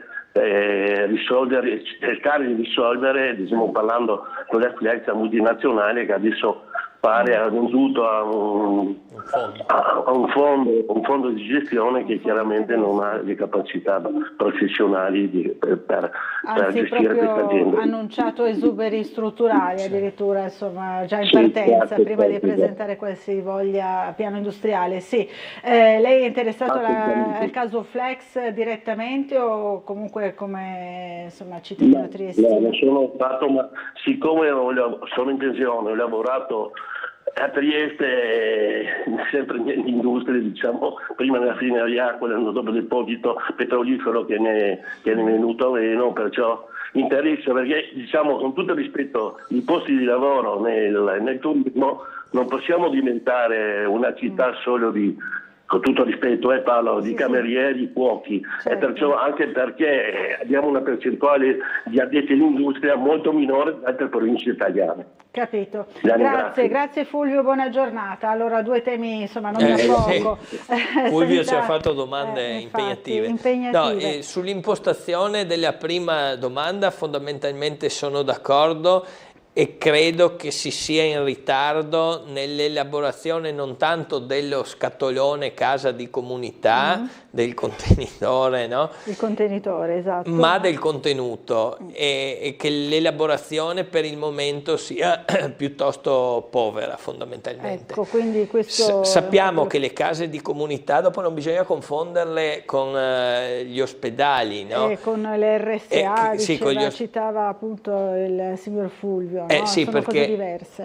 Sì, esatto, cioè la continuazione delle RSA adesso verranno chiamate sostanzialmente diversamente per semplificare, che saranno gli ospedali di comunità, ma che non sono le case di comunità delle quali stiamo parlando, dove ci sarà il medico di medicina, ci sarà un'equipe di medici di medicina generale affiancati da tutta una serie di professionisti, e nel caso di Asugi a regime dovranno, ovvero sono stati previsti 11, 6 a Trieste e 5 nell'Isontino. Io, che mi sono occupato più dei 5 dell'Isontino, avevo fatto accogliere dalla giunta regionale, con un po' di perplessità dell'assessore Riccardi, un ordine del giorno dove a mio avviso territorialmente erano mal posizionate nell'Isontino, ovvero rimaneva completamente scoperto il mandamento monfalconese, perché sono state posizionate riprendendo la struttura dei vecchi ospedali e dei distretti sanitari, quindi sono state messe nel Goriziano, a Gradisca, Gorizia in prossimità dell'ospedale, e Cormons, su un'area che conta meno di 70.000 abitanti, ne hai 3. A Monfalcone, nel Monfalconese, che conta più di 70.000 abitanti, è stata messa a Grado, che però, come tutti sanno, è un'isola collegata da 2 ponti, ma fa partita a sé e ha 7.000 abitanti. Ma tutto il mandamento monfalconese avrà, con 70.000 abitanti, una sola in ospedale a Monfalcone, fondamentalmente. Quindi il mandamento, che conta più di 30.000 abitanti, no? Insomma, resta fondamentalmente scoperto, quindi c'è un tema anche di collocazione territoriale e soprattutto di organizzare i professionisti che devono entrarci. Anch'io come Fulvio intravedo un ritardo, poi è stato detto che entreranno, no, in vigore dal 2026, quindi effettivamente c'è ancora un po' di tempo. Su cose così delicate credo che però sia opportuno anticipare, no, la programmazione sociosanitaria. Le ritengo fondamentali per andare a intercettare gli esigenze e i bisogni che nascono in una popolazione sempre più anziana, che ha sempre più problemi di spostamento, e anche come filtro rispetto ai pronto soccorsi per accessi evitabili e più o meno impropri, insomma. Chiaro, no? Quindi da un punto di vista teorico potrebbero anche funzionare, quindi però dipende come si cagliano a terra, è la prima questione. La seconda, quella di Flexos. Flex, sì. Esatto, però riguarda un po' in generale l'industria qui a Trieste in questo periodo, no? Allora, io condivido anche questo dell'impostazione del telespettatore, ovvero non penso che il turismo, la ristorazione, tutto quello che si muove possano sopperire a una base industriale che deve rimanere e a livello regionale e a livello della Venezia Giulia. Io su questo anche nel Monfalconese insomma sono un sostenitore dell'importanza del manifatturiero dentro l'economia generale, che ciò non significa snobbare il settore terziario, significa che c'è in corso una tendenza piuttosto forte di marginalizzare il settore industriale, che invece va preservato, perché ci sono i posti di lavoro diretti e indiretti e c'è l'indotto e soprattutto un'economia differenziata, che non sia la monocultura di uno o dell'altro, insomma resiste meglio alle crisi cicliche e sistemiche che insomma sappiamo tutti avvengono nel corso degli anni. Ciò detto, che a Trieste e in parte anche nel Goriziano ci sia una deindustrializzazione che va avanti non dagli ultimi anni ma da decenni e che vada in qualche maniera contrastata, siamo d'accordo. Ho letto, perché faceva riferimento anche alla Regione, non so il progresso sulla Flex, non ho seguito, come dire, da anni, ho letto gli ultimi comunicati, ho visto che la Regione, bisogna dire che mi ha anche stupito, Rosolien e Bini hanno fatto un comunicato di fuoco sul rapporti con Flex, che non avrebbe rispettato neanche un minimo di rapporti istituzionali previsti dalla normativa in caso di crisi. Chiaramente anche noi siamo preoccupati e monitoreremo l'evolvere della situazione per tutelare il più possibile le 300 famiglie rotte e l'apparato industriale di quest'area, che da questo punto di vista ha delle fragilità, e per capire se vendita o cessione deve esserci, con quali garanzie ciò avverrà. Insomma, ciò che si lascia presagire da questo fondo non è tanto rassicurante, ecco, assolutamente, perché partiamo non con rassicura. Gli esuberi strutturali. Infatti è partito, insomma, c'è stata proprio la presa di posizione di tutte le istituzioni presenti al tavolo, compreso il Ministero. Io non ho elementi per poter dire se ciò sia avvenuto con ritardo, che mi pare fosse quello che ventilava il telespettatore. Questo non ho sinceramente seguito in maniera così specifica la situazione da poter affermare o negare ciò. Ho letto l'ultimo comunicato di stampa degli assessori regionali, ed era molto forte, sì, oggettivamente. A difesa proprio della realtà industriale, appunto, triestina. Allora, una telefonata, buongiorno, chi è in linea con noi? No. Buongiorno. Buongiorno a lei. Allora, posso parlare? Prego, con chi parliamo? Allora, mi chiamo Franco. Franco, faccio parte ormai della minoranza italiana che gravita a Monfalcone, ok? Il compagno Buglia, mi sembra che siano, stanno grattando il fondo del barile, stanno cercando dei voti dai Bangladesh, persone squisite. Io non ho mai visto un Bangladesh con un monfalconese, loro fanno storia a sé. Addirittura adesso ho sentito che stanno proponendo una italiana di seconda generazione, ma voglio dire, stanno puntando su quelle persone che di noi non gli frega proprio niente, spassionatamente. Poi volevo dire, sempre il suo collega Moretti, meno Mariuta e più territorio. Allora, Grazie, questa è la posizione lavoro. di Franco che abita a Monfalcone. Grazie Franco, buona giornata. Allora, siccome non solo Franco, ma anch'io abito a Monfalcone, frequento tante persone di origine straniera che a Monfalcone sono circa, diciamo così, superano il 30% dei residenti. Quindi che ci sia una promiscuità è inevitabile e normale. Peraltro sono tutti cittadini ormai stanziali e quindi una visione di questi come completamente separati è dannosa, perché rappresentano il futuro che inevitabilmente ci sarà per quella città, e quindi sono una risorsa, perché altrimenti il cantiere non andrebbe avanti, con tutta una serie di difficoltà che vanno gestite. Dopo che Cisin per 8 anni ha detto che avrebbe risolto i problemi di Monfalcone dal punto di vista dell'immigrazione, in questi 8 anni, nonostante fosse allineata con la regione e spesso anche con il governo statale, gli stranieri sono aumentati di 4.000 unità. Poi invece quello che contrasto completamente di quanto ha detto Franco è questo, che noi faremmo questa operazione per accaparrarci alcuni voti bengalesi. Su questo lo sconfesso in pieno, perché nelle liste elettorali ci saranno qualche centinaia di bengalesi. Perché? Cosa succede? La difficoltà nell'ottenimento della cittadinanza, che in Italia avviene dopo 10 anni, si può formulare la richiesta.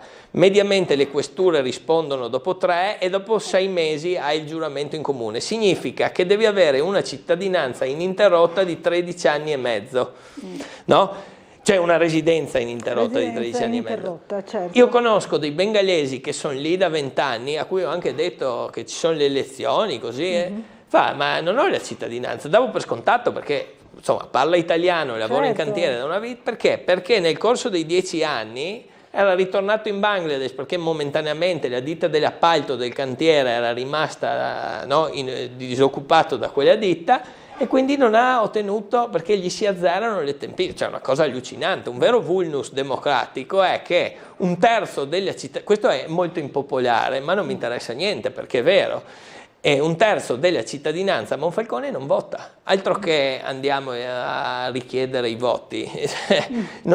Quindi noi, semmai, sul tema degli immigrati e degli stranieri, abbiamo una posizione ragionevole che va gestito anche dove ci sono delle criticità, e quindi ho detto, io sono per riconoscere dei luoghi dove loro possano svolgere le loro attività di socialità e che devono rispettare le regole, e se serve però sono disponibili ad adattare il piano regolatore, no? Questo io farei se dovessi governare Monfalcone, anche perché averli in luoghi sicuri dove possano anche svolgere le loro socialità aiuta tutti, crea un clima più sereno. Io sono convinto che Monfalcone vada pacificata perché non se ne può più di queste contrapposizioni.